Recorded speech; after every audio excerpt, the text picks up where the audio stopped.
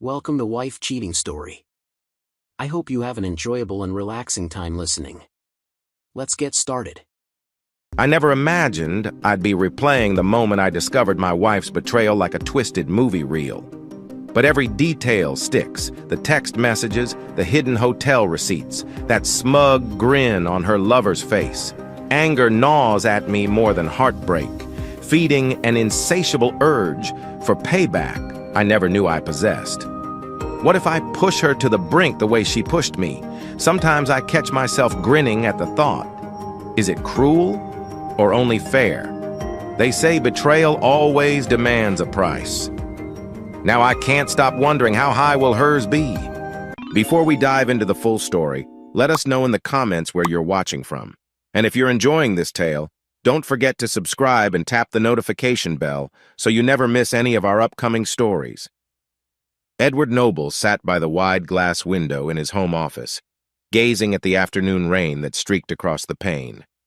He'd finished debugging a software module for Whitman Tech Solutions, his employer for the last 8 years, and felt the usual satisfaction that came from problem-solving. Outside, the Seattle skyline melded with thick clouds, offering that familiar cozy gloom the city was known for. He stretched his arms, letting out a hushed yawn. Normally, he would welcome these small pockets of calm. But something in the atmosphere felt off. He wasn't sure if it was the slightly musty smell in the house, maybe Heather forgot to open the windows this morning, or the tension that had been creeping up in their marriage for months. The sense of unease was like a dull ache in his mind, not enough to debilitate but persistent enough to make him shift restlessly. "Heather," he called. He expected her near the living room, perhaps reading on the couch or tapping away on her phone. No response. Edward stood, rubbing the back of his neck. Where was she? After a moment, he heard faint footsteps from the upstairs hall. Heather appeared at the top of the staircase, hair loosely pinned, wearing a casual sweatshirt that hung off one shoulder. She offered a quick smile, one that didn't quite reach her eyes. "You called me?" she asked, descending the steps. Her voice was light, almost too light, as though trying to mask something heavier underneath. "I was just checking if you're okay," Edward said. "I haven't seen you all morning." Heather shrugged. "I was putting stuff in boxes."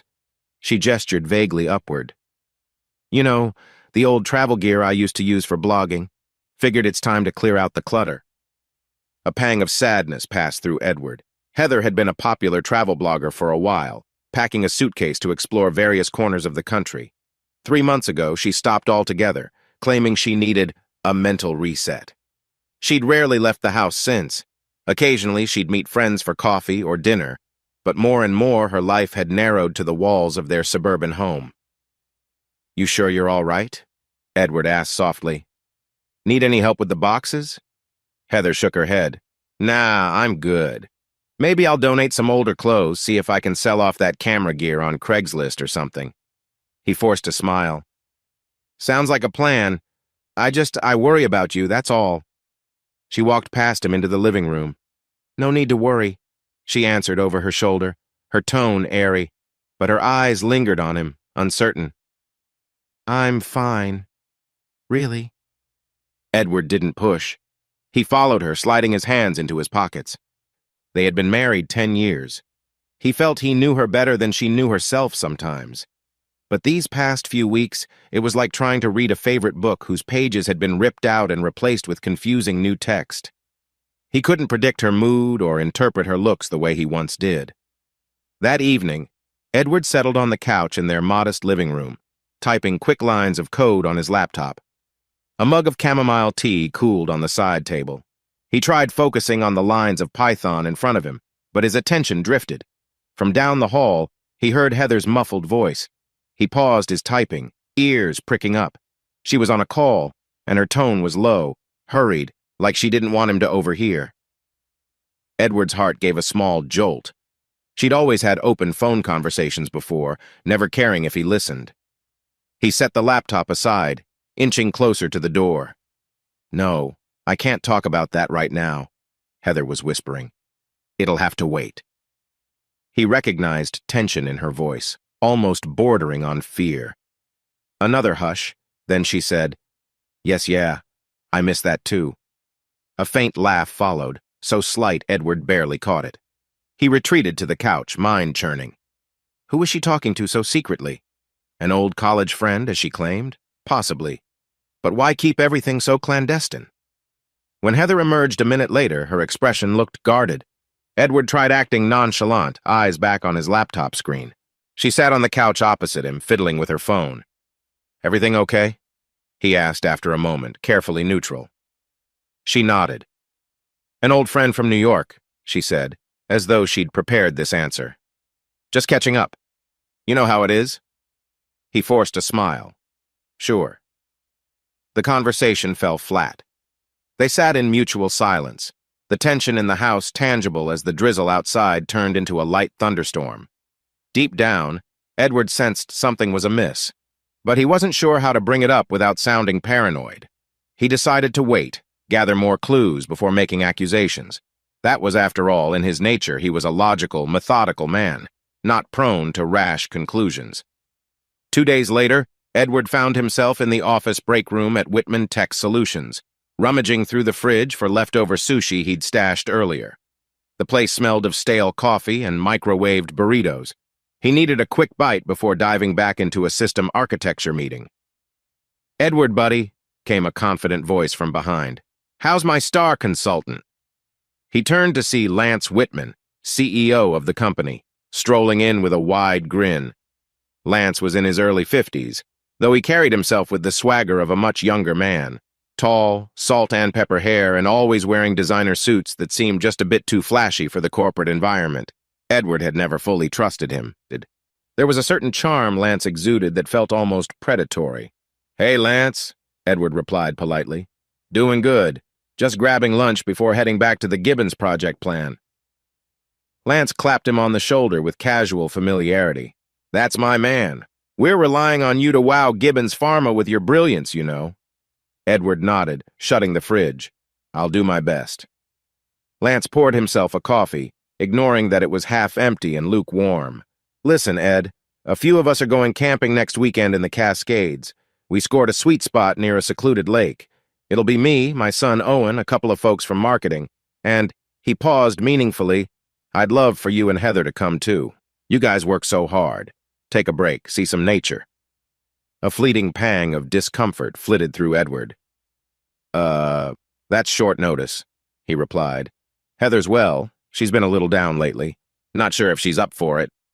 "Perfect cure, right?" Lance shrugged. "Fresh air, good company, good food. She can relax, maybe talk to some new people. And it's a nice bonding experience for all of us outside the office. Might help us build synergy." He winked in that annoying, I-can-do-anything manner. Edward suppressed an eye roll. "I'll ask her," he said simply, not wanting to commit. As he left the break room, he couldn't help but feel an odd twinge. Lance had never been so personally insistent about Edward's presence at a social event. The mention of "my son Owen" also stuck out. Edward knew Owen was around 22 or 23, sometimes showing up at corporate gatherings with Lance, but he had a reputation for partying a bit too hard.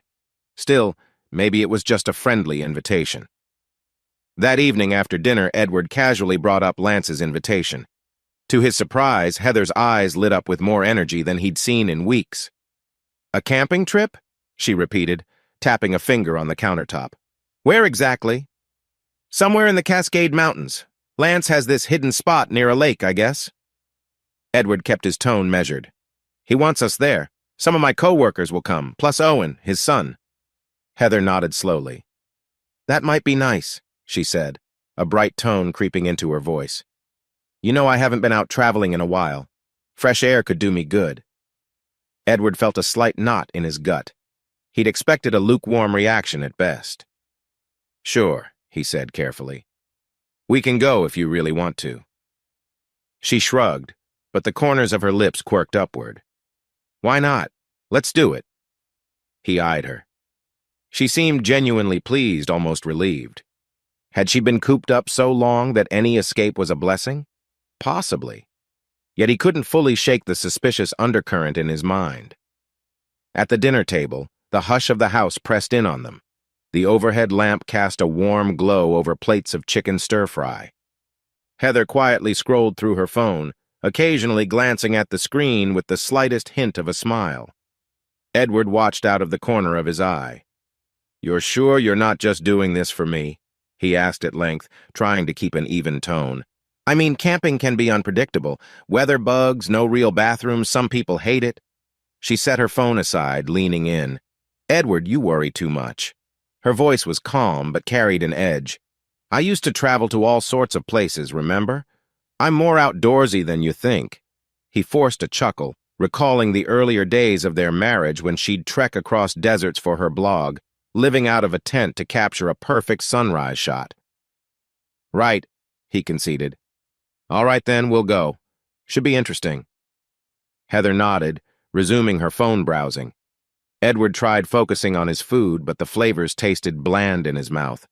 Something in her eyes, or maybe the way her shoulders tensed, made him suspect she was texting someone at that very moment, feeling excitement that had nothing to do with him. Around 9, the dishes were washed, and Edward strolled onto their back porch. The summer air was mild, cicadas humming softly. He leaned on the wooden railing, gazing at distant neighbors' porch lights. Usually he'd enjoy such a moment, cool breeze, time to think. Yet a gnawing dread coiled inside him. Heather joined him, arms folded. "Nice out here," she remarked quietly. He nodded. "Yeah, it is." They stood in silence. She looked as though she wanted to say something, but no words came. Edward decided to test the waters. "You've been quiet lately. Is there anything I can do?" Heather's gaze flickered. "No," she answered too quickly.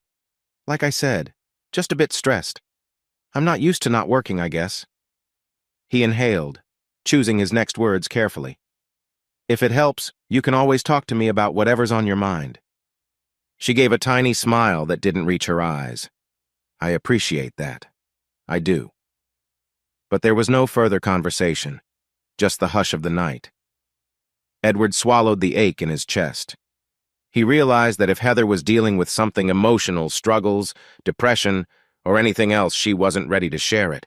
And if it was something darker, something that threatened their marriage, he'd need more than words to uncover the truth. Much later, when Edward was in bed, a faint glow from the hallway caught his attention. The bedroom door was slightly ajar, letting in the dim light. He heard Heather whispering again. "Yeah, I'm excited too. Yes, next weekend," came her hushed tone. Edward's stomach tightened. Next weekend was the camping trip. Who was she telling this to? He tried not to jump to conclusions, but it felt suspicious. With silent care, he stood and tiptoed to the doorway. Heather's phone call was almost inaudible. "Okay," she whispered. "I'll be careful. Promise." There was a soft chuckle, a tone that sounded downright flirtatious.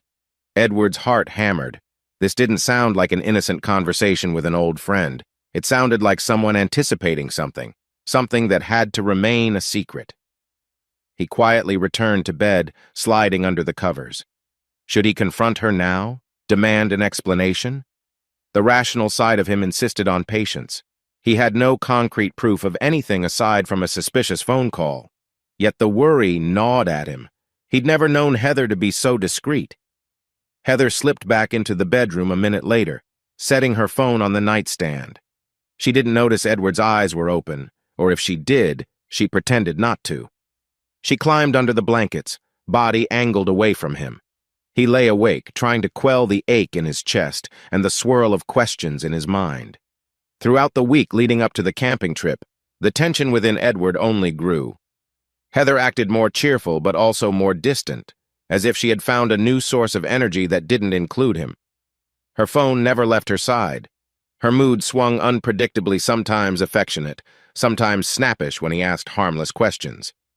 Meanwhile, Lance approached Edward multiple times at work with jovial comments. "Can't wait for the weekend, buddy," or "You'll love the spot we found by the lake." Each encounter left Edward uneasy. Lance had a smugness about him that set Edward's teeth on edge. Denise Harper, Edward's close colleague, noticed his agitation. One afternoon in the corridor, she pulled him aside. Denise was in her early 30s, sharp, with a non-nonsense attitude that Edward had always respected. "Ed," she said in a low voice, "is everything okay?" You look like you've got the weight of the world on your shoulders. He forced a tight smile. Just personal stuff. Nothing you need to worry about. Denise studied him for a moment. Is it about Lance? At Edward's startled look, she lowered her voice further. Look, I don't trust him. I've seen him flirt with plenty of women at the company. He's got a reputation, you know. Edward swallowed hard. Heather's not an employee, though. She's my wife. Why would... Doesn't matter, Denise interrupted, sighing. He's got that weird charm. Women fall for it sometimes. Just watch your back, okay? Edward nodded, a cold wave passing through him. Thanks for the heads up. He knew it was possible Lance was known for hitting on younger female staff, though rumor had it he was cunning enough to avoid lawsuits. But was Heather really? He couldn't wrap his mind around it yet. By the time Friday afternoon rolled around, Edward felt like he was standing on a precipice. The next morning, they would drive out to the Cascade Mountains. Heather had been packing with uncharacteristic enthusiasm, and Edward he had never felt so conflicted about a simple weekend getaway. He reminded himself that maybe, just maybe, he was overreacting. Maybe Heather was just excited to do something outdoors. Maybe Lance's interest was purely professional and friendly. But the phone calls in the night, the hush in Heather's voice, the tension at home, none of it seemed innocent. That night, as Edward lay in bed, he found himself wide awake again. Heather's steady breathing indicated she was asleep, or at least pretending to be. He stared at the ceiling. If something was happening, if his worst fears were true, how would he handle it? A wave of determination washed over him. He might not be certain yet, but if he discovered betrayal, he wasn't the type to cower or let it slide. He'd handle it decisively. That was who he was, calm, methodical, but unwavering when pushed too far. He exhaled, closing his eyes. Tomorrow, they would head to the mountains. He told himself to be patient, to watch and wait. If there was a secret, he would uncover it. On Saturday morning, Edward loaded their car with gear tent, sleeping bags, a cooler of snacks. Heather fussed over a duffel bag of clothes, zipping it closed and tossing it in the trunk with surprising gusto. She wore outdoor leggings and a light jacket, looking more energized than she had in weeks. "You sure you have everything?" Edward asked. "Sweaters, thermals? The mountains can get chilly." Heather nodded, giving him a breezy smile. "I'm good. I can't wait to breathe some fresh air." He forced a small laugh, still uneasy. "All right, let's get going." They set off, cruising out of Seattle, the cityscape fading in the rearview mirror. Traffic was mercifully light, allowing them to make good time. The tension in the car was different than at home, like an unspoken truce. Heather occasionally tried to stir conversation. "Remember our old road trips? We used to drive cross-country to find those hidden diners." Edward responded politely, but his heart wasn't fully in it. 2 hours later, they stopped at a gas station near a wooded exit. Heather got out, stretching her legs while Edward filled the tank. He glimpsed her leaning on the hood, tapping on her phone again. She looked excited, but not necessarily about spending time with him. He felt that pang of dread once more. By midday, the dense evergreen forests of the Cascades rose around them. They turned onto a narrow gravel road leading to the campsite. Eventually, they arrived at a clearing near a sparkling lake, ringed by tall pines. The air smelled of pine needles and damp earth. A cluster of cars hinted that others had already arrived. Lance Whitman ambled over the moment Edward and Heather pulled in. He wore a bright orange vest that looked more like a fashion statement than true camping gear. His grin was broad, arms spread wide. "There you are," he greeted. "I was starting to think you'd gotten lost." "We made it," Edward said, stepping out of the car. He tried to keep his tone light, but his wariness flared the moment Lance's eyes slid to Heather. She gave Lance a friendly wave. "Long drive, but we're here," she said. Lance nodded. "Fantastic. Let's get you two settled." He pointed to a spot near the edge of the clearing. "There's a perfect patch of flat ground for your tent. And hey, we've got a fire pit going already." Edward couldn't help notice the gleam in Lance's eye when he looked at Heather. "No, you're imagining it," Edward told himself, fighting the urge to scowl. He forced a polite nod and started unloading their gear. Also present were a few co-workers from the marketing department: Amelia, a talkative woman in her late 20s, and Ken, a newly hired data analyst. The two greeted Edward with some warmth. They all chatted about the scenic drive and the office gossip. Meanwhile, Heather wandered off with Lance to gather firewood, a development that sent a red-hot spike of discomfort through Edward's gut. 15 minutes later, a dusty Jeep pulled up. Denise Harper hopped out wearing jeans, hiking boots, and a determined expression. She gave Edward a half-smile. "Figured I'd join the corporate retreat. See if I can out-camp all you city folks?" Edward let out a breath of relief, glad to have at least one ally. "Good to see you," he said softly, glancing around to make sure Heather wasn't within earshot. "You managed the drive all right?" She nodded, scanning the area. "All good. So where's the lovely couple, meaning you two?" He shrugged. "Heather's with Lance, apparently gathering wood." Denise's eyes hardened a fraction. "Uh-huh. Great." She kept her voice low, stepping closer to Edward. "Stay alert. I can't shake the vibe something's off about this entire trip." He rubbed a hand over his tense neck. "I feel it too," he whispered. That evening, the group prepared dinner around the fire pit: hot dogs, burgers, and some vegetables on skewers. The sun dipped low, painting the sky with shades of pink and orange. Laughter punctuated the air as Ken tried to tell jokes, and Amelia teased him about his questionable comedic timing. Lance seemed in high spirits, regaling everyone with stories of wild parties he'd hosted. Heather sat next to him, occasionally smiling at his remarks. Edward joined in briefly, but mostly he watched in silence, meticulously noting the dynamic between Lance and Heather. The way Heather leaned closer when Lance spoke, the fleeting looks he gave her. Night fell swiftly in the mountains. Crickets chirped, and the group collectively decided to turn in early. After all, they planned a morning hike at dawn. People scattered to their tents, some to read by lantern light, others to sleep off the day's fatigue. Edward lingered by the dying embers of the fire pit, feeling an uneasy swirl in his stomach. Something told him not to trust the illusions of calm. He noticed Heather, who'd claimed to be exhausted, had retreated to their shared tent a while ago. Yet, as he approached, he realized she wasn't inside. The tent lay unzipped, empty. Alarmed, he turned, scanning the dimly lit campsite. In the faint glow of a lantern near a cluster of trees, he spotted Heather and Lance talking in hushed tones. Or rather, it looked like Lance was leaning in, speaking softly, while Heather listened with a slight smile. Edward's breath caught in his throat. He edged closer, quiet as possible, straining to hear. Their voices were low, the words elusive. He picked up fragments. "Tomorrow if he goes back, no problem," Lance said. Heather responded too softly for Edward to catch more than an airy laugh. His heart thumped painfully. The conversation ended abruptly when Heather noticed movement in the shadows. She muttered something to Lance, then stepped away. Edward ducked behind a tree. He felt a surge of shame for eavesdropping, but a man on the brink does what he must. Heather brushed past in the darkness, returning to their tent. Lance strode off in the opposite direction, humming to himself. Edward waited a few beats, then entered the tent, pretending he'd been there for a while. Heather was rolling out the sleeping bags. She glanced up with a faint start. "Oh, hey," she said. "I thought you were still by the fire." "Got chilly," he lied, forcing a casual tone. "Time for bed?" She nodded, not meeting his eyes. They slid into the bags, zipping them up.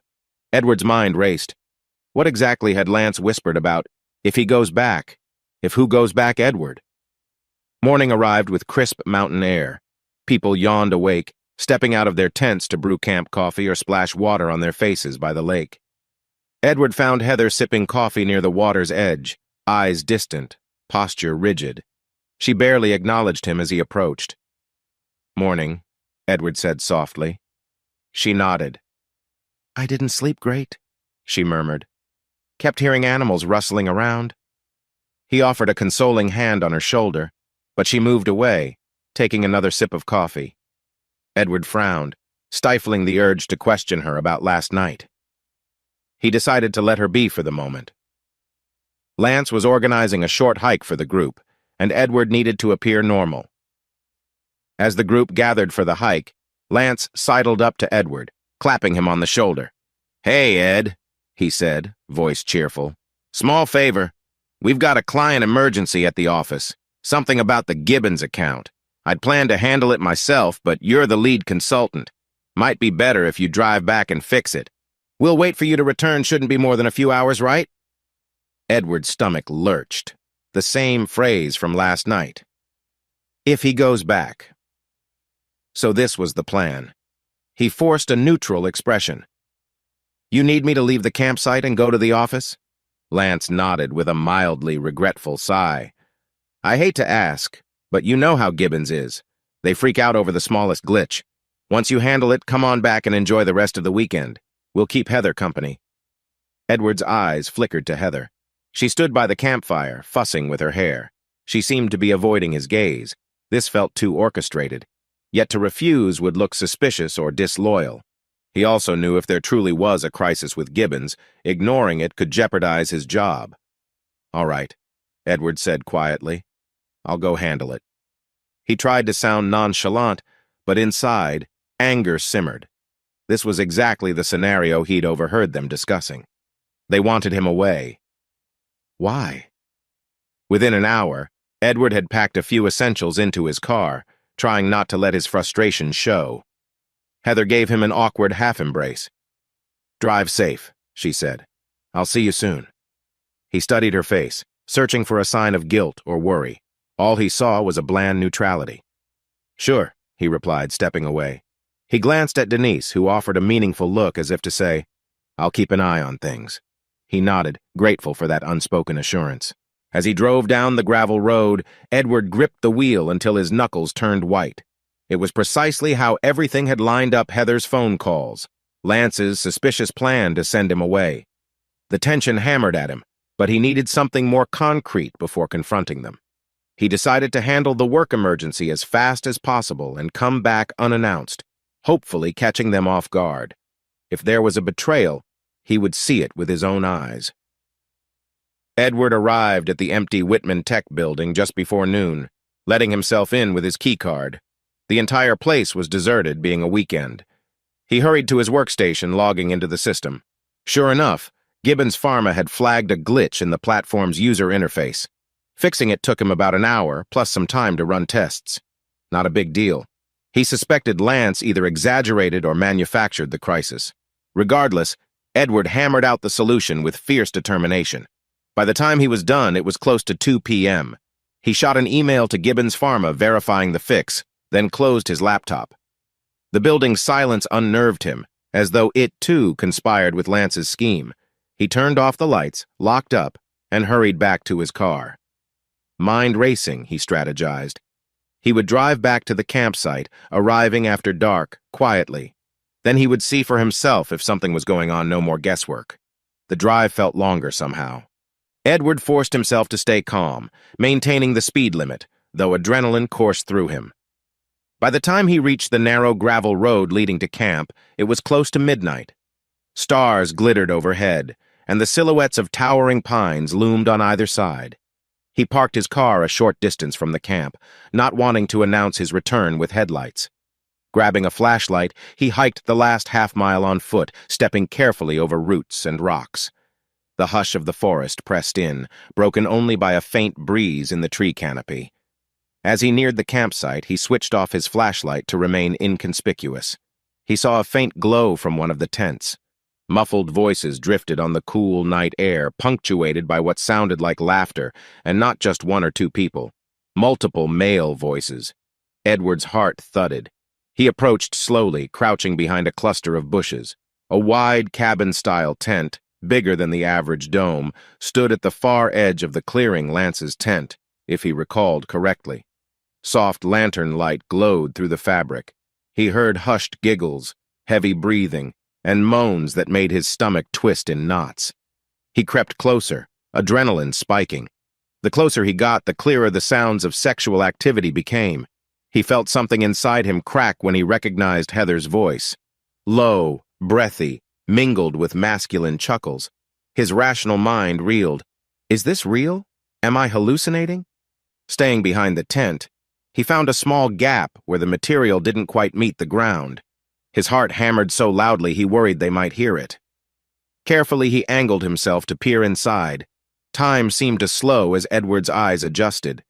He discerned a tangle of bodies: Lance Whitman, shirtless, his grin unmistakable even in the dim lantern glow, another older co-worker from marketing, and Owen, Lance's son, smirking, pressing himself close to Heather. She was partially undressed, engaged with more than one of them, her hair wild, her eyes half shut in an expression that Edward had once believed was reserved only for him. Bile rose in his throat. This wasn't a simple fling. It was a group sexual encounter. A wave of numb shock washed over him, as though his entire body went cold. He saw Heather laugh softly, an arm draped around Lance while Owen's hand trailed down her side. The others murmured inaudible words, but the obscene intimacy of the scene was undeniable. Rage and pain clashed inside Edward. He stifled a gasp. The person he had loved and trusted for a decade was now this. He felt an almost surreal detachment, like he was watching a graphic scene in a movie, not his own life unraveling in front of him. He nearly stood up, intending to burst in, shout, demand an explanation, but something in his mind told him to remain silent. You can't let them see you, not yet. You need to keep it together. If he acted impulsively, they would just deny, hide the truth. He had to gather evidence, had to plan. That's who Edward was, controlled, strategic. And in that horrifying moment, those instincts kicked in, saving him from an explosive confrontation. He slowly withdrew, crawling backward until he was safely out of sight. Then he stood, legs trembling with shock, and fled back to the darkness of the trees. Once out of earshot, he couldn't hold back the wave of emotion.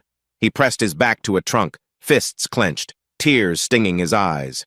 Heather, with multiple men, with Lance, with Owen, someone practically half her age. The betrayal slammed into him with the force of a freight train. His breathing came in ragged gulps, a swirl of heartbreak and fury that threatened to annihilate his sense of self. For a moment, he thought he might vomit. He pressed a hand to his mouth, swallowing the nausea. They're going to pay for this, he whispered to the silent forest, voice shaking. He clenched his eyes shut, imprinting the vile image into memory. He would not forget. More importantly, he would not let them get away with it. Eventually, Edward mustered the will to return to his car under the cover of night. He moved as quietly as possible, not wanting to risk detection. Once behind the wheel, he let out a single trembling sob, then drew a deep breath. No meltdown, he told himself. Not now. You need to think. He started the ignition, headlights off, rolling onto the gravel path until he was a safe distance from the campsite. Then he switched on the lights and tore down the road, mind racing. Lance was not only his boss, but a cunning manipulator. Heather, he couldn't even sort out his feelings about her. The heartbreak was overshadowed by a cold, burning anger that refused to let him cower. By the time he reached the main highway, tears dried on his cheeks. A grim determination took hold. I won't be a fool, he said through clenched teeth. They'll pay for this. The words felt like an oath. If it required time, money, cunning, whatever it took, he would bring them all down. This can't go unanswered. He pictured Heather's face in that moment, the half-lidded gaze of pleasure, the casual comfort with multiple men. 10 years of marriage undone in that vile scene. His mind shuddered. The road blurred under the beams of his headlights. He kept driving until the campsite was just a distant nightmare behind him. But it wasn't just about Heather. Lance had set him up with a fake office crisis, orchestrating everything so Edward would leave. This entire scheme reeked of arrogance. They probably thought he'd never suspect. They had no idea who they were dealing with. Edward Noble wasn't the type of man to slink away in defeat. He was going to show them just how dangerous a betrayed, intelligent husband could be. The day after his horrific camping discovery, Edward woke up in his Seattle home on a stiff couch. He hadn't bothered to sleep in the bedroom, too many memories of Heather. The house felt deathly quiet without her. She hadn't returned from the trip yet. He guessed they were still partying, or maybe she decided to come back in her own sweet time. He was grateful for her absence. He needed mental space to figure out his next steps without having to see her face or hear her excuses. He rummaged in the kitchen, making a pot of coffee, ignoring the knots in his stomach. Then he pulled out a small notepad, mind racing with plans. How do I prove this? He muttered. The images from Lance's tent replayed in his head. He wanted evidence photos, videos, something incontrovertible. He needed to build a case that left no room for Heather or Lance to weasel out of the truth. He sipped the coffee with trembling hands, ignoring the bitter taste. If I barge in with accusations, they'll just deny or claim it was a one-time mistake. He needed more than a single shocking sight. He needed repeated proof, phone records, anything that would stand up in the face of denial. Later that morning, Edward flicked through his phone contacts until he found the number for Paula Chang, a family law attorney recommended by an old acquaintance. He hesitated for a beat. Calling a divorce lawyer felt like the ultimate acknowledgement that his marriage was irreparably broken, but that was the reality, wasn't it? He tapped the number and waited. On the second ring, a brisk female voice answered, "Paula Chang's office." "Hi," Edward said, clearing his throat. "My name is Edward Noble. I was referred by, Mark Vaughn. I need to speak with Miss Chang about a potential case." "Please hold," came the crisp reply. A few moments later, Paula's voice came through, calm yet direct. "Edward Noble? Good morning. Mark said you might call. How can I help?" Edward's pulse fluttered. I have reason to believe my wife is cheating on me, with multiple people, including my boss. I want to file for divorce, and if possible, I want to pursue something more like a claim against the man who destroyed my marriage." He heard a slight intake of breath on the other end. "That's a serious allegation," Paula said. "Washington is a no-fault divorce state for the most part, but there are still ways to handle adultery. Do you have any evidence?" Edward paused, remembering the horrifying scene. "I have eyewitness knowledge, but not photographic or video evidence. Yet." "Then your first move is to gather as much proof as possible," Paula said. Her voice was measured, but there was an underlying empathy. Photos, videos, text messages, phone logs, anything that shows a pattern of infidelity. If you can prove a third party purposely alienated your spouse's affection, we might consider an alienation of affection approach. It's complicated, but we can try. Edward's mind lit up with possibilities. "All right, I'll do that. Is it legal to set up cameras or record phone calls?" Paula exhaled. "In Washington, you can't record someone's private conversation without their consent if they have a reasonable expectation of privacy. However, you can place cameras in your own home, especially in common areas. For phone logs or text messages, if the phone is under your name, you might have a claim to that data. But proceed carefully. Hiring a licensed private investigator might be safer, so you don't risk unlawful surveillance." Edward nodded, heart pounding. "Right, I'll think it through." They discussed retainer fees and basics of divorce procedure. By the time he hung up, Edward felt both anxious and determined. He was stepping into a realm he never imagined: covert surveillance, legal strategies, divorce suits. But the quiet rage in his chest reminded him he had no choice.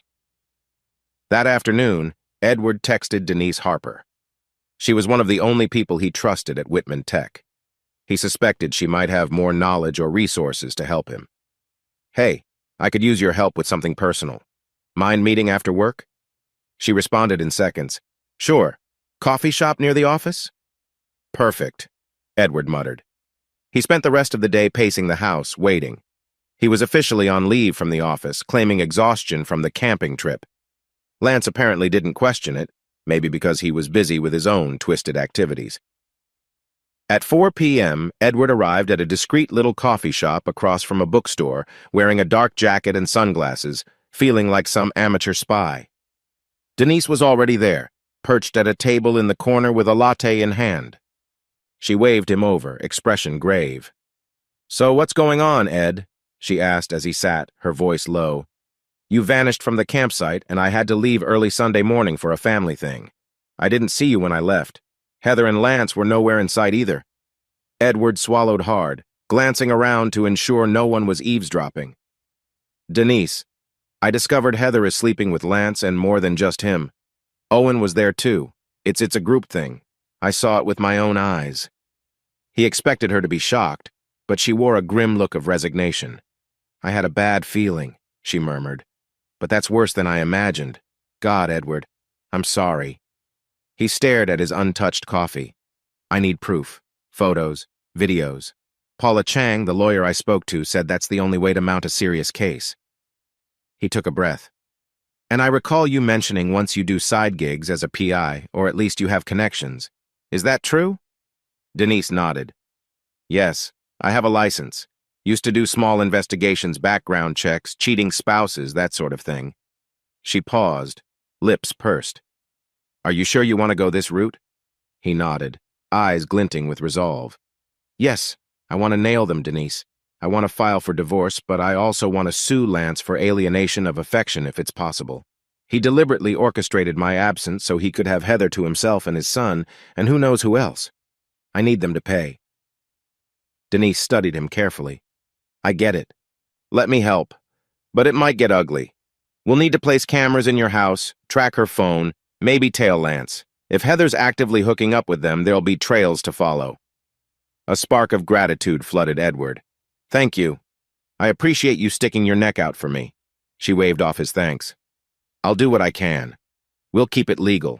I'll gather evidence you can bring to Paula so it's bulletproof in court. But you need to be prepared for what you might see. His jaw tightened, remembering the campsite. I've already seen more than enough. That very evening, Denise arrived at Edward's house in her Jeep. She carried a small black case containing a few discrete cameras, audio recorders, and phone tracking software. They worked methodically, placing a tiny camera in the living room, another in the hallway, and a third near the front door. Each had a wide angle, able to capture comings and goings.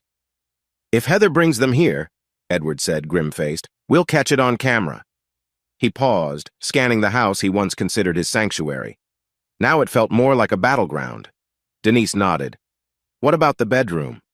He hesitated, a pained expression crossing his face. I don't want to see that. If she's planning to do it in our bed, I can't watch that footage. Denise placed a comforting hand on his arm. I understand. We'll skip the bedroom. Sometimes the common areas are enough anyway. She showed him how to access the live feeds remotely via an app. Just keep in mind, do not share this with anyone except your lawyer and me. He inhaled shakily. Understood. Lastly, Denise handed him a small device. This can clone her phone if we get a chance to install the software. Then we can see text messages, call logs, location data. But you'd need physical access to her phone for at least a few minutes. Edward frowned. Heather rarely lets it out of her sight, but maybe I can do it while she sleeps. Denise gave him a sympathetic smile. Tread carefully, but if you want a digital trail, that's how. They finished up, triple-checking camera angles. Denise left around midnight. Edward stood alone in the living room, the hum of the hidden cameras bizarrely comforting, like an invisible ally. He prayed he wouldn't witness more than he could handle, but the truth was, he needed the full picture no matter how ugly. It was almost 3 in the morning when Edward heard the front door open. He had dozed on the couch, stirring instantly at the noise. He flicked on a lamp. Heather stood in the doorway, her hair slightly disheveled, eyes rimmed with exhaustion. She froze under his gaze. You're still up? She muttered, dropping her purse on the entry table. He stared at her. Where have you been? He asked evenly. She shrugged, avoiding eye contact.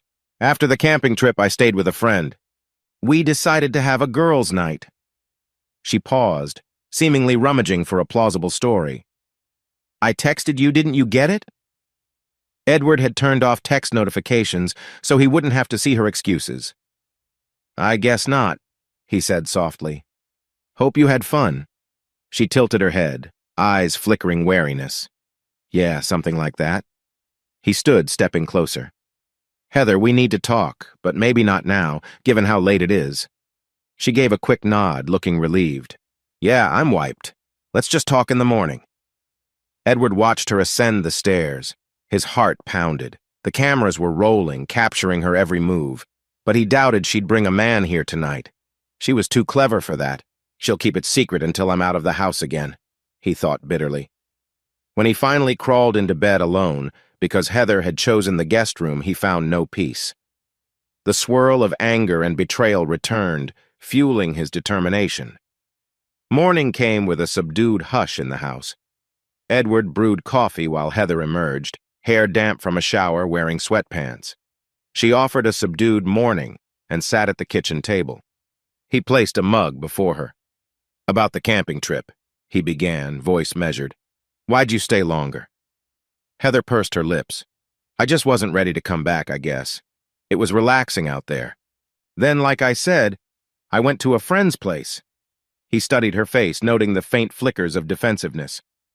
"You didn't think to let me know in advance." She shrugged. "I'm sorry. I was spontaneous. My phone died partway through, and look, do we have to do this right now?"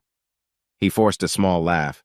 "No, we don't. I just found it odd you left with Lance's group. I thought we'd travel together, but never mind." Heather stiffened at Lance's mention. "He left before I did, actually," she claimed quickly. "I ended up leaving with Ken and Amelia." She sipped her coffee, eyes darting away. "Anyway, it's no big deal." Edward bit back a retort. Lying comes so easily to her now, he thought. "But I'll gather the proof. Let her think I'm clueless." He nodded politely. "Sure, we'll drop it for now." She exhaled, relief crossing her features. Then she rose from the table and retreated upstairs, leaving her half-empty mug behind. Edward clenched his fists, face taut. He suspected that in her mind she was weaving a neat web of deception. "Keep spinning your lies," he thought coldly. "Soon enough it'll collapse." Over the next few days, Edward quietly monitored the camera feeds whenever he had to leave the house. He was stunned at how quickly Heather's routine changed now that she believed he remained unsuspecting. She made phone calls at odd hours, stepping outside or into the bathroom to whisper. She left the house at random times, returning hours later with flimsy explanations. One night, while Edward was out grabbing groceries, the living room camera captured Heather receiving a visitor, a man Edward didn't recognize at first, someone tall in his 30s. She let him in with a smile that looked far too intimate. Though the camera had no audio, Edward watched them talk, then move closer. The man reached out, brushing Heather's hair aside. Then they kissed. Edward's heart hammered as he replayed the footage at home. So it wasn't just Lance or Owen. She was hooking up with strangers now, or at least men he'd never met. He felt physically ill, anger contorting his features. But he forced himself to remain calm, saving the video snippet. Hard evidence. Each second of that footage was a dagger of betrayal, but also a brick in the wall he was building against her. He shared the clip with Denise, who was similarly stunned. "She's gone off the deep end," Denise commented, her voice tense. "You deserve better, Ed." He nodded, swallowing the fury that threatened to erupt. "I'll add it to the growing file for Paula. Let's keep digging." At the end of the week, Edward sat in Paula Chang's office, a neat, modern space with floor-to-ceiling windows overlooking the city. He handed over a flash drive containing the camera footage. Paula's eyes narrowed as she skimmed through the time-stamped files on her laptop. "This is significant," Paula murmured, pausing on the scene of Heather letting in that strange man. "We have multiple angles showing repeated infidelity, which could be crucial for a settlement. Plus, if we tie it to Lance's involvement, we might strengthen an alienation of affection claim." Edward rubbed his temples. "I want that. I want him held accountable. Heather too, obviously, but especially Lance. He set this in motion." Paula tapped her pen on the desk, considering. "We'll name Lance in the suit as a third party who deliberately encouraged the affair, but it'll require direct links to him, not just the presence of other men. Do we have any direct evidence of Heather with Lance?" Edward's jaw clenched. "I saw them together at the campsite, but I didn't record it. My co-worker Denise is willing to testify she suspected something, but that's circumstantial." Paula nodded. "We'll see if we can get text messages between them, something explicit. If we can show that Lance manipulated or enticed Heather to cheat, a judge might take it seriously. Also, your state does allow claims for alienation of affection, but success depends on the judge's view and the strength of evidence. It's not always easy, but we'll try." He sighed, shoulders tense. "I'll do whatever it takes." Paula studied him, a hint of admiration in her gaze. "I see your resolve, Edward. Just keep your composure. Don't confront them violently or do anything that undermines the legal process." A grim smirk tugged at his lips. "Don't worry. I'm not a man of reckless action. I just want justice." "Good," Paula said firmly. We'll file the initial divorce complaint next week, citing adultery. Then we'll also begin drafting a lawsuit for alienation of affection. Once served, Heather and Lance will realize you're not playing around."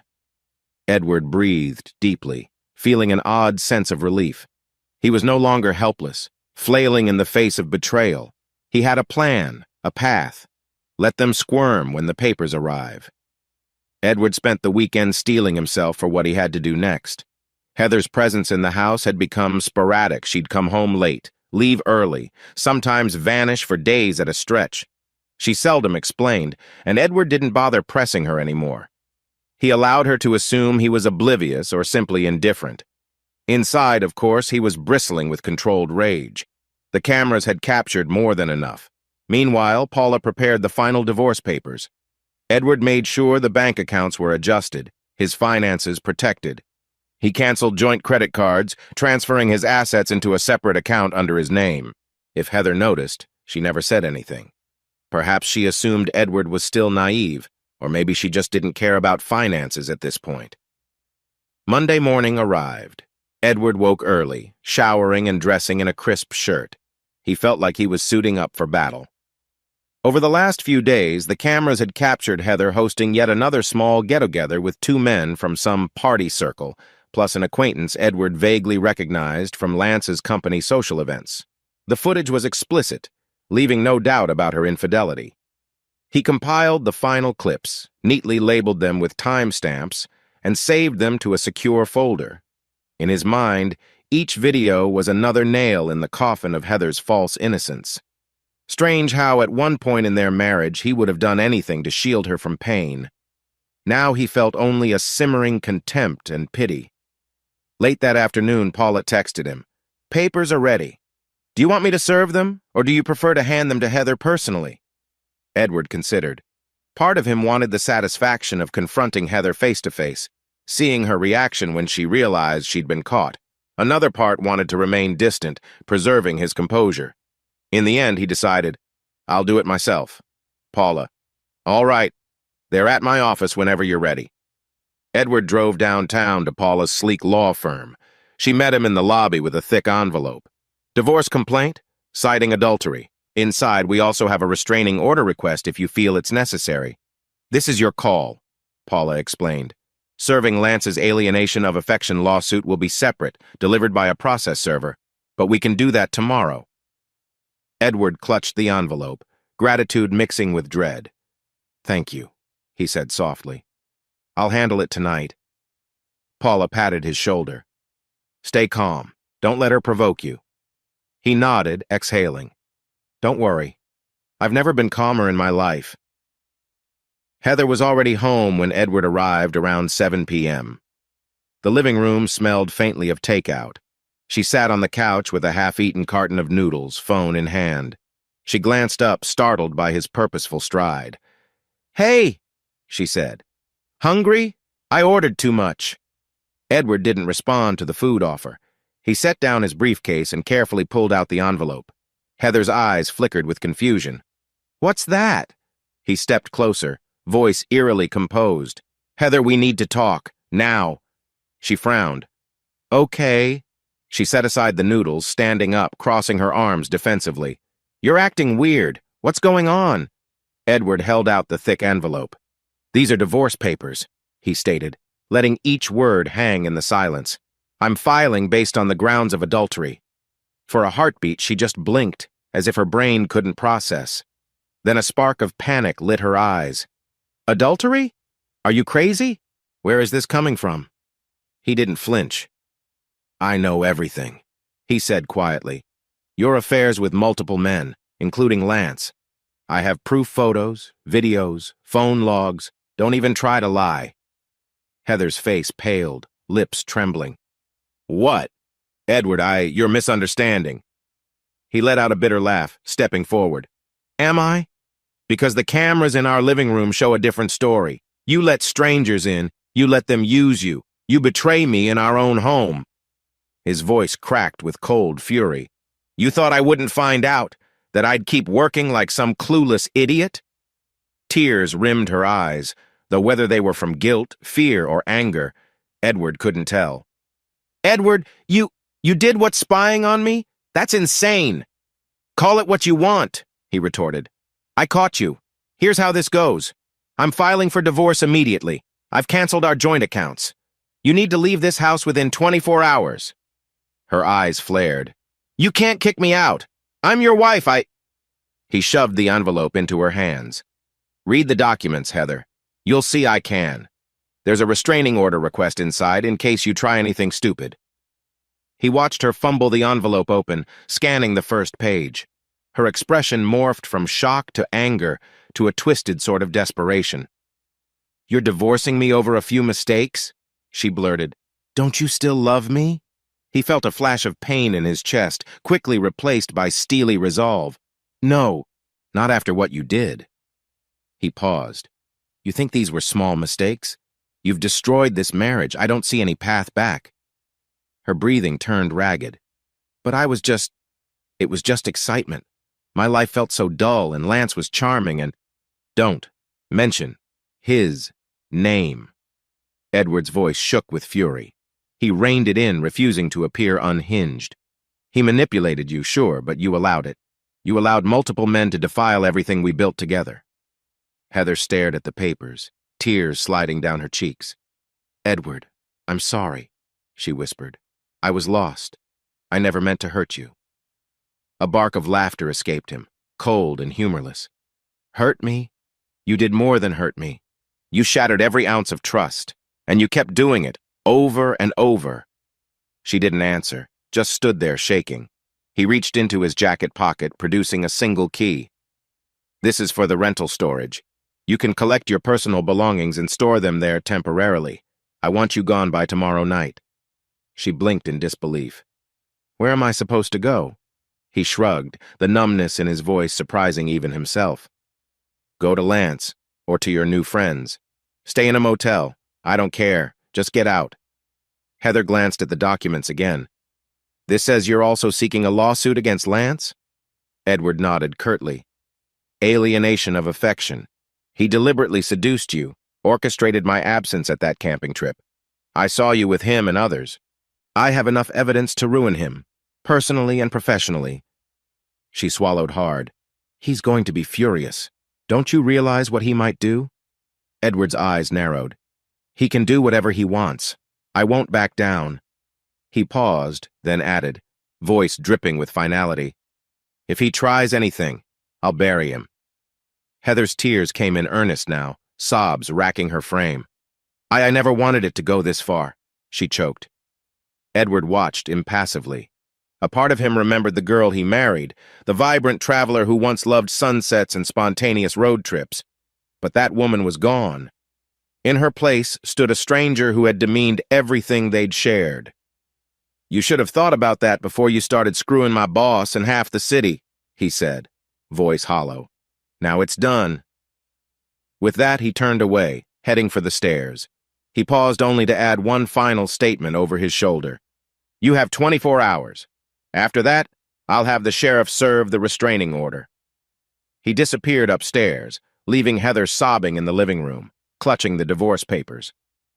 Once he was in the privacy of the bedroom, Edward locked the door and leaned against it, letting out a shaky exhale.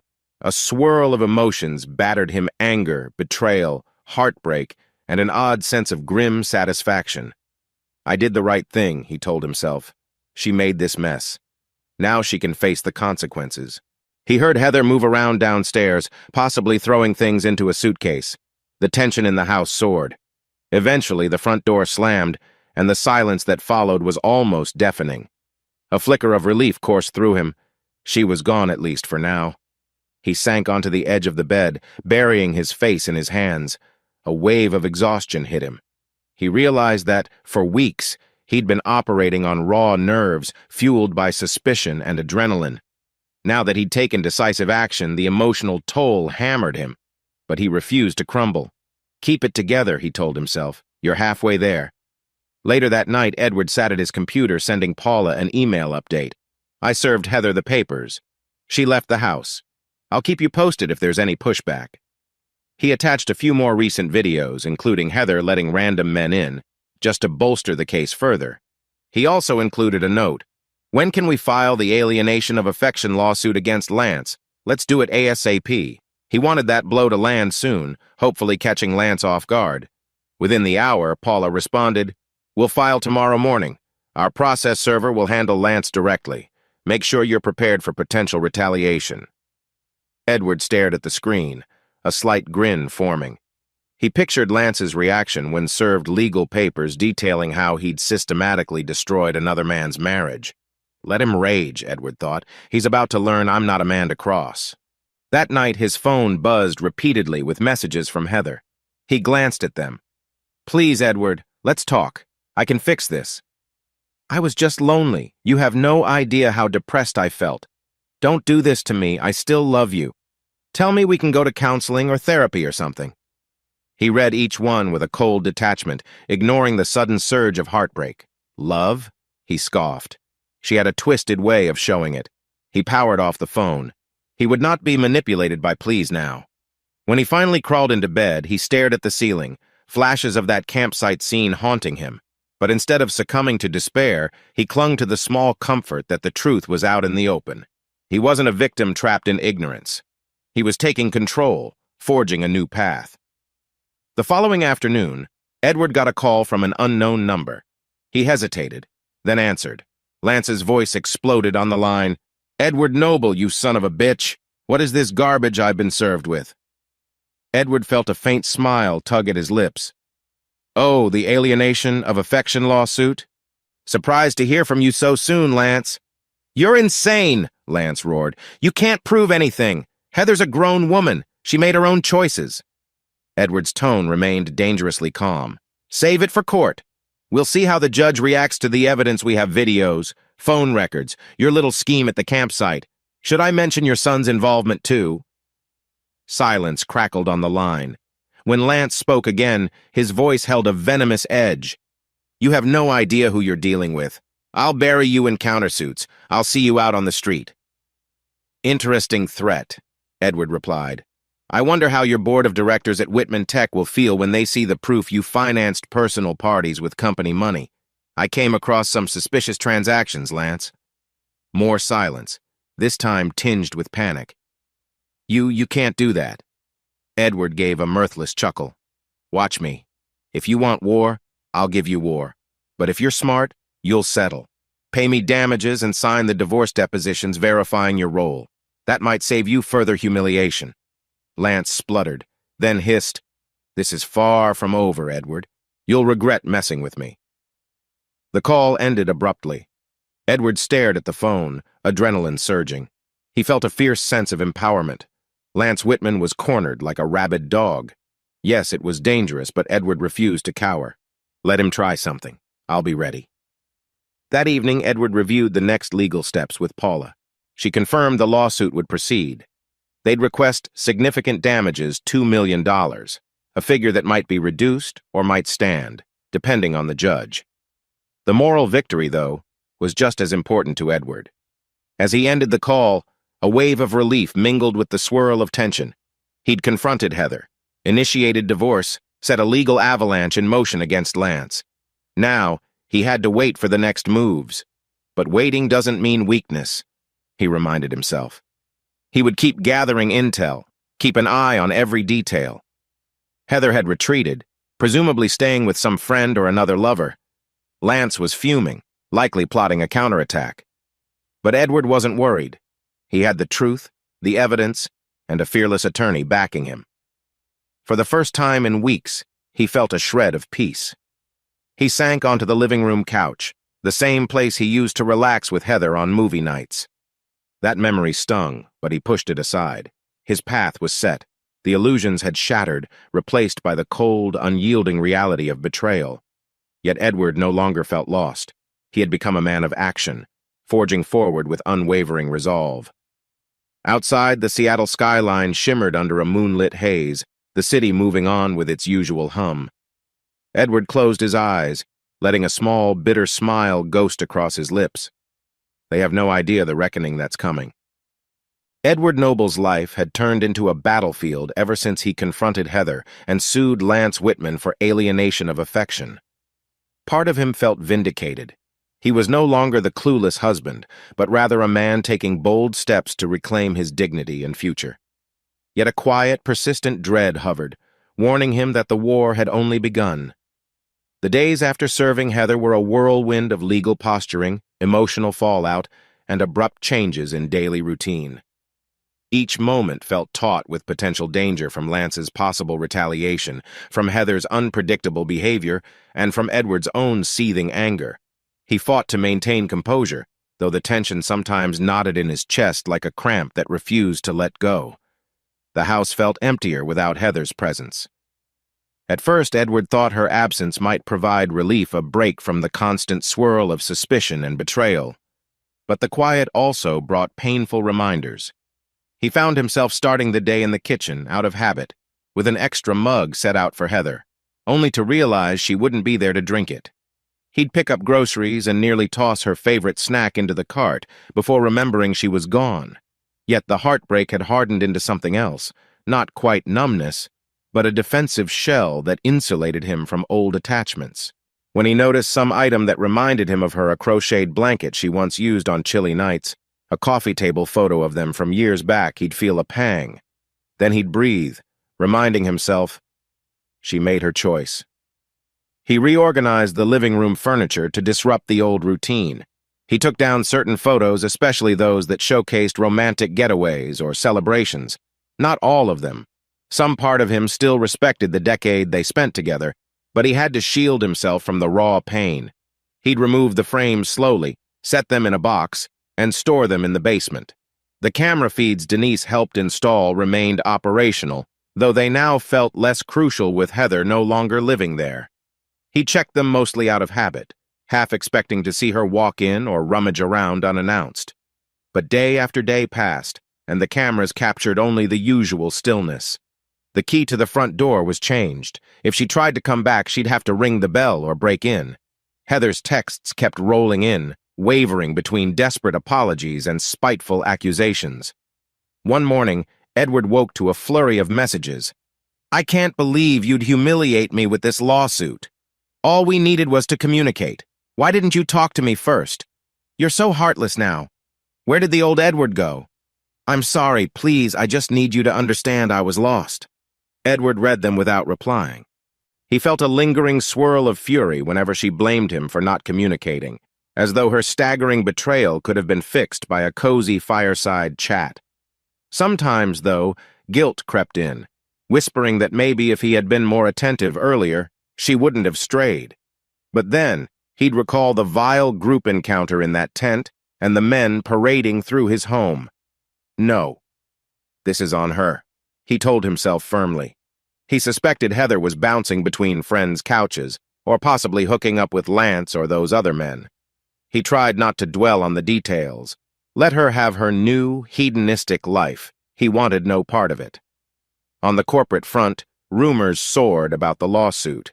Whitman Tech employees whispered about the scandal in hushed corridors. Some found it thrilling gossip. Few things generate as much speculation as the CEO being sued by a senior consultant for adultery. Others expressed discomfort or outright disapproval of Lance's behavior. Edward heard from Denise that Lance was livid. The man called an emergency board meeting, tried to frame Edward as a disgruntled employee pulling a PR stunt. But the board members had grown wary. They knew enough about Lance's improprieties to suspect there was more truth than fiction. The last thing the company wanted was a sensational lawsuit tarnishing Whitman Tech's public image, especially if Edward's allegations about financial misconduct came to light. Denise reported that some department heads privately reached out to her, wanting to verify the rumors. She provided no official comment, but her tone suggested that yes, it was all real. She was no fan of Lance, and neither were many others who'd witnessed his arrogance over the years. Morale dipped. Investors, hearing the whiff of scandal, grew cautious. Owen Whitman, Lance's brash son, was also in the crosshairs. The fact that he had participated in Heather's betrayal made Edward's blood boil. He'd never liked Owen, who was known around the office as a spoiled rich kid with a sense of entitlement. But discovering the personal angle turned Edward's disgust into outright hatred. It wasn't just that Owen had joined the group encounter with Heather.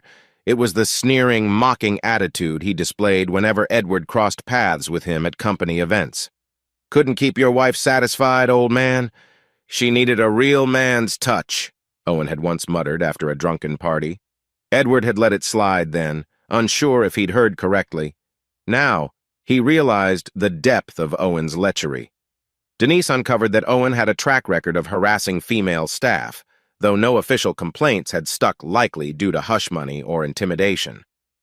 Edward's vow to see them both pay grew stronger by the day. If the father was cunning and manipulative, the son was equally vile, just less polished about it. Paula Chang worked relentlessly on Edward's behalf. She filed motions to freeze certain Whitman Tech assets, claiming that Lance might shift his money overseas or to other accounts to avoid paying potential damages. She also filed requests for discovery, aiming to expose Lance's personal emails, corporate expense reports, and phone records. Edward felt a mix of exhilaration and anxiety at each update. He'd never pursued litigation at this scale, but Paula exuded confidence. She believed that with the scandalous nature of the evidence group's sex, orchestrated deception, possible embezzlement, Lance might opt for a settlement rather than face a public trial. But so far, Lance seemed determined to fight. Through his lawyers, he branded Edward's suit as spurious, insisted that Heather was the aggressor who seduced Lance, and threatened countersuits for defamation. Paula, unimpressed, advised Edward to keep quiet publicly, let the court docs speak for themselves. Meanwhile, the discovery process advanced. Edward was prepared to share all camera footage, text logs, and any other evidence. Paula had also subpoenaed phone records from Heather's carrier, seeking messages exchanged with Lance and Owen. All told, Edward sensed that the net was tightening around them. Keep piling on the pressure, he thought. Edward found surprising allies emerging. One day, he opened his front door to find Bernice, Heather's mother, standing there with a worried expression. He hadn't spoken to Heather's parents in months, ever since the first hints of marital strain surfaced, but Bernice had apparently heard the rumors. She stepped inside hesitantly, clasping her purse. "Edward, I'm so sorry about all this," she said, her eyes already brimming with tears. "I couldn't believe it when I heard the details. Heather told us well. I don't know what to believe anymore." Edward led her into the living room, feeling a twinge of pity. "What did she tell you?" he asked, softly, motioning for her to sit. Bernice lowered herself onto the couch. "She claimed you two were just on a break or something, but then I heard talk about lawsuits and infidelity. I pressed Heather and she got defensive. Finally admitted she'd been with Lance, though she made it sound like a one-time mistake." Edward stared at the floor, jaw tightening. "It wasn't one time." Bernice nodded, her face drawn. "I know. She wouldn't give details, but I could see the guilt in her eyes. It broke my heart. She's not the daughter I remember. I don't even know how to talk to her about it." His anger softened at Bernice's obvious distress. He had always respected Heather's parents. They were good, honest folks. "I'm sorry you're dragged into this," he said. "But it's out of my hands. She left me no choice." Bernice wiped a tear away, exhaling shakily. "I can't condone what she's done. And now I hear all this talk about group sex, about possible diseases. I just don't understand how it got so bad." Edward swallowed. "Neither do I." A pause. "I never expected her to do anything like this." They sat in uncomfortable silence. Finally, Bernice ventured, "You're divorcing her for sure?" "Yes," Edward said firmly. "It's already in process." Bernice nodded, tears slipping down her cheeks. "I suppose that's for the best. God knows she needs a wake-up call. But it hurts. She's my only daughter." Edward reached over, gently patting Bernice's shoulder. "I know. I wish it didn't have to be this way." Before leaving, Bernice asked him to keep her updated. She expressed a timid hope that maybe, somehow, Heather could turn her life around. Edward only nodded, not wanting to offer false comfort. He doubted there was redemption waiting for Heather, but he saw no need to dash a mother's hope. A few days later, Edward's phone rang while he was tidying the kitchen. He glanced at the caller ID unknown number. Expecting another rant from Lance, he nearly let it go to voicemail, but curiosity won out. "Edward Noble," he answered. A low, measured voice came over the line. "This is Quinn Porter. Lance Whitman's lawyer. My client would like to arrange a meeting with you. Edward's pulse flickered. What kind of meeting? Off the record, Porter said. A face-to-face conversation to see if we can settle this in a more civil manner without tying up months of litigation. Edward smelled a trap. But he also recognized that settlement talks could favor him if approached wisely. I'm only willing if my lawyer is present, he said coolly. No private chats. Porter hesitated. Well, my client specifically requested just you and him man to man, so to speak. If you're concerned, we can do it in a public space. Edward's gut told him to refuse. But a flicker of curiosity tugged at him. Would Lance try to bribe him, threaten him further, or propose some shady bargain? Might be worth hearing. All right, he said, but I'll record the conversation. Understand? A short pause, then. Lance suggests meeting tomorrow evening at the Harrow, that restaurant downtown, 7 p.m. Fine, Edward replied tersely. I'll see him there. He hung up, letting out a breath. The idea of sitting across from Lance in a restaurant talking about the lawsuit made his skin crawl. He immediately phoned Paula to inform her. She advised caution. He might be desperate. He might dangle hush money or attempt intimidation. Edward simply said, "Let him try. I want to hear what he has to say." The Harrow was an upscale place known for its modern decor and dim lighting. Edward arrived a few minutes early, wearing a dark blazer and crisp shirt, scanning the cozy booths.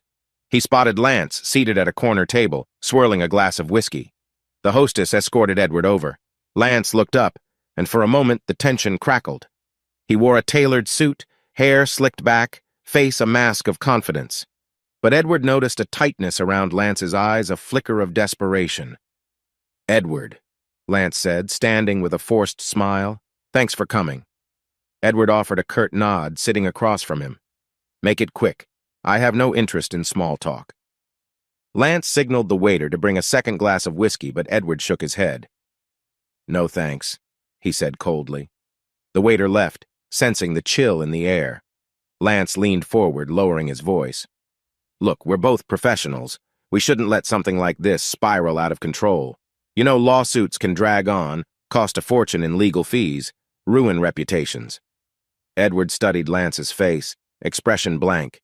"Whose reputation? Mine or yours?" Lance exhaled, swirling his drink. "We can settle. I'll pay you some amount. We keep things confidential. You drop this alienation of affection nonsense." Edward arched an eyebrow. "What's some amount?" "Let's say $500,000, Lance replied, a flicker of arrogance creeping into his tone. "That's more than generous for a guy like you. You can start fresh, no messy court dates, no big spectacle." A humorless laugh escaped Edward. "You think $500,000 compensates for destroying my marriage, my life?" Lance scowled. "You're exaggerating. Heather's an adult. She made her choices. I didn't force her to do anything." Edward's eyes narrowed. "Really? So you didn't orchestrate that fake client emergency? Lure me away so you could have an orgy with my wife? That was all her idea?" Lance shrugged, feigning innocence. "Look, man, it happened. Sometimes people want to explore. Heather was bored with you. She wanted excitement.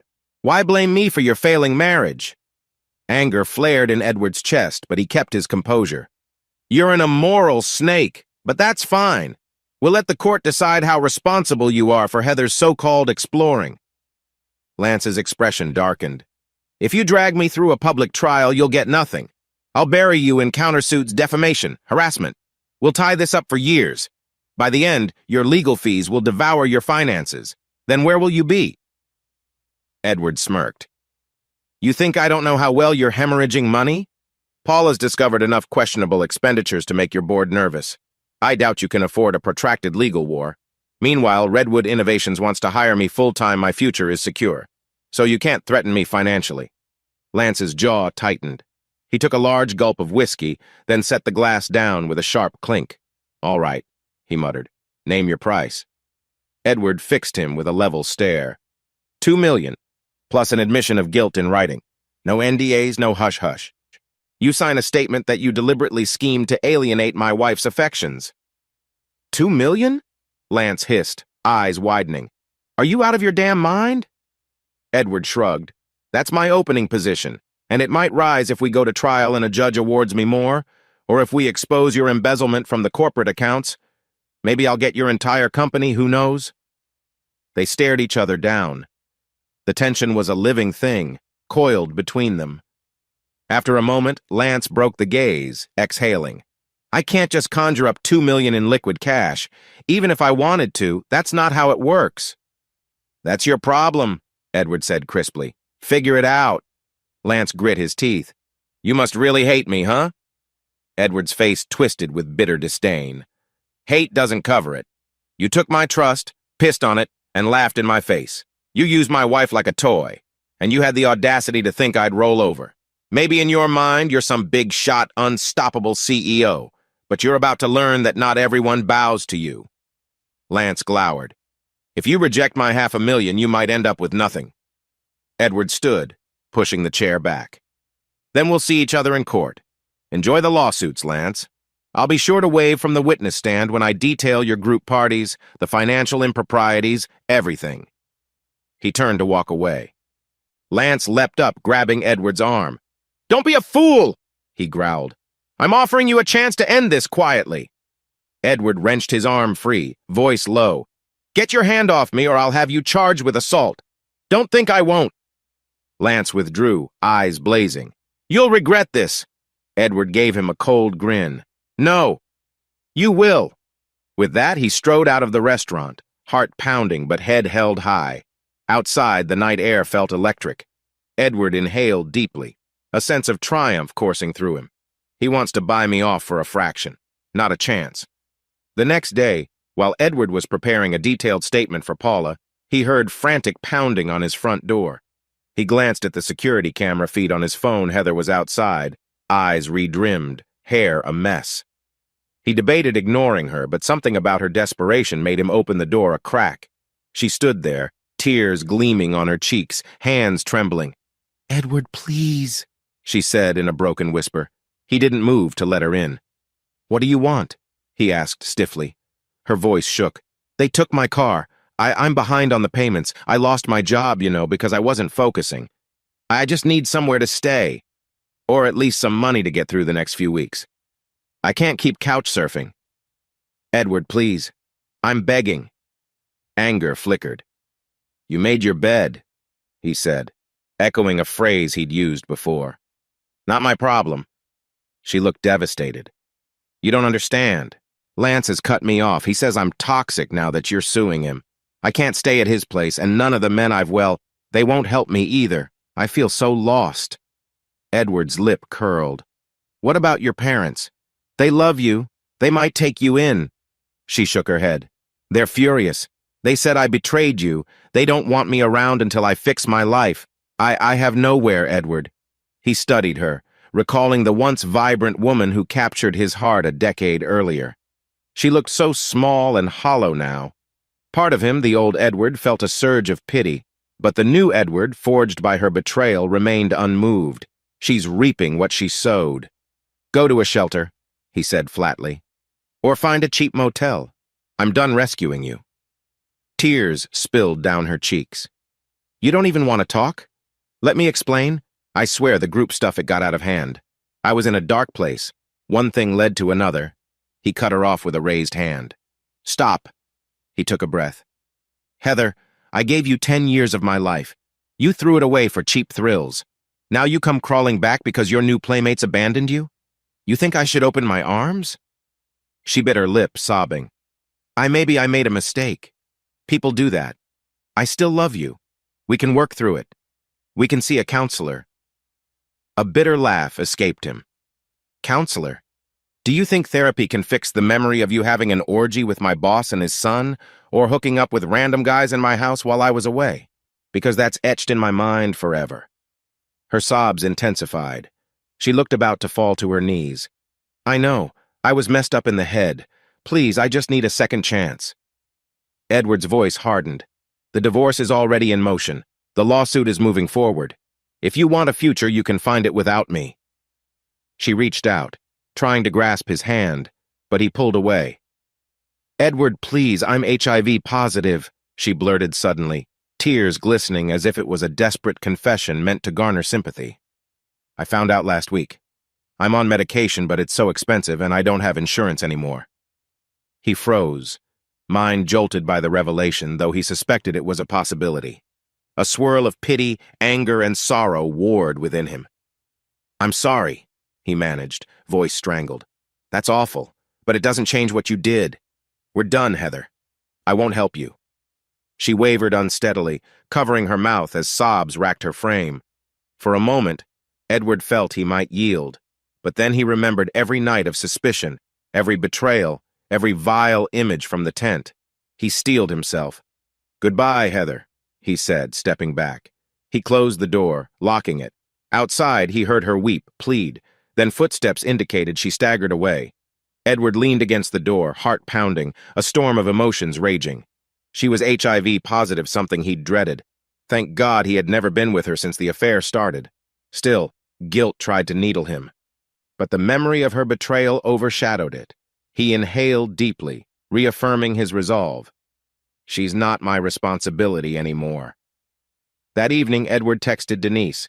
Heather came by, she's in bad shape. Denise wrote back, stay strong. She made her bed. He invited Denise over to talk. She arrived around dinner time, carrying a pizza and a sympathetic smile. They settled at the kitchen table, each taking slices. Edward recounted Heather's tearful visit, her HIV admission, and his refusal to help. Denise let out a low whistle. That's rough, but you can't blame yourself. She chose that lifestyle. She exposed herself to risk. You're not her safety net anymore. He nodded, though his chest felt tight. I know, but it's still disturbing. The person I loved is basically destroying herself. Denise reached across the table, squeezing his hand. Look, you can have compassion without letting her back in. She's dangerous to your well-being. Don't let pity overshadow what she did. Edward exhaled shakily. I won't. The divorce stands. Sometimes I feel like the villain, shutting the door in her face. Denise shook her head. You're not the villain. She is. Or at least she's the one who betrayed you. Lance is the one who orchestrated it. The rest is consequences. You did nothing except protect yourself. Their eyes met, and Edward felt a warmth in her gaze that steadied him. Denise had been a friend for years, but he noticed now how deeply she empathized with his struggle. She was a rock, unwavering. He realized he might have begun to rely on her more than he intended. He cleared his throat, focusing on the pizza. You're right, he said softly. Thanks for being here. Anytime, she replied, taking another bite. Speaking of which, I have more info on Lance. Heard from an inside source that the board is furious about the lawsuit. They're worried about stock prices tanking if the media picks up the details, especially if there's a trial.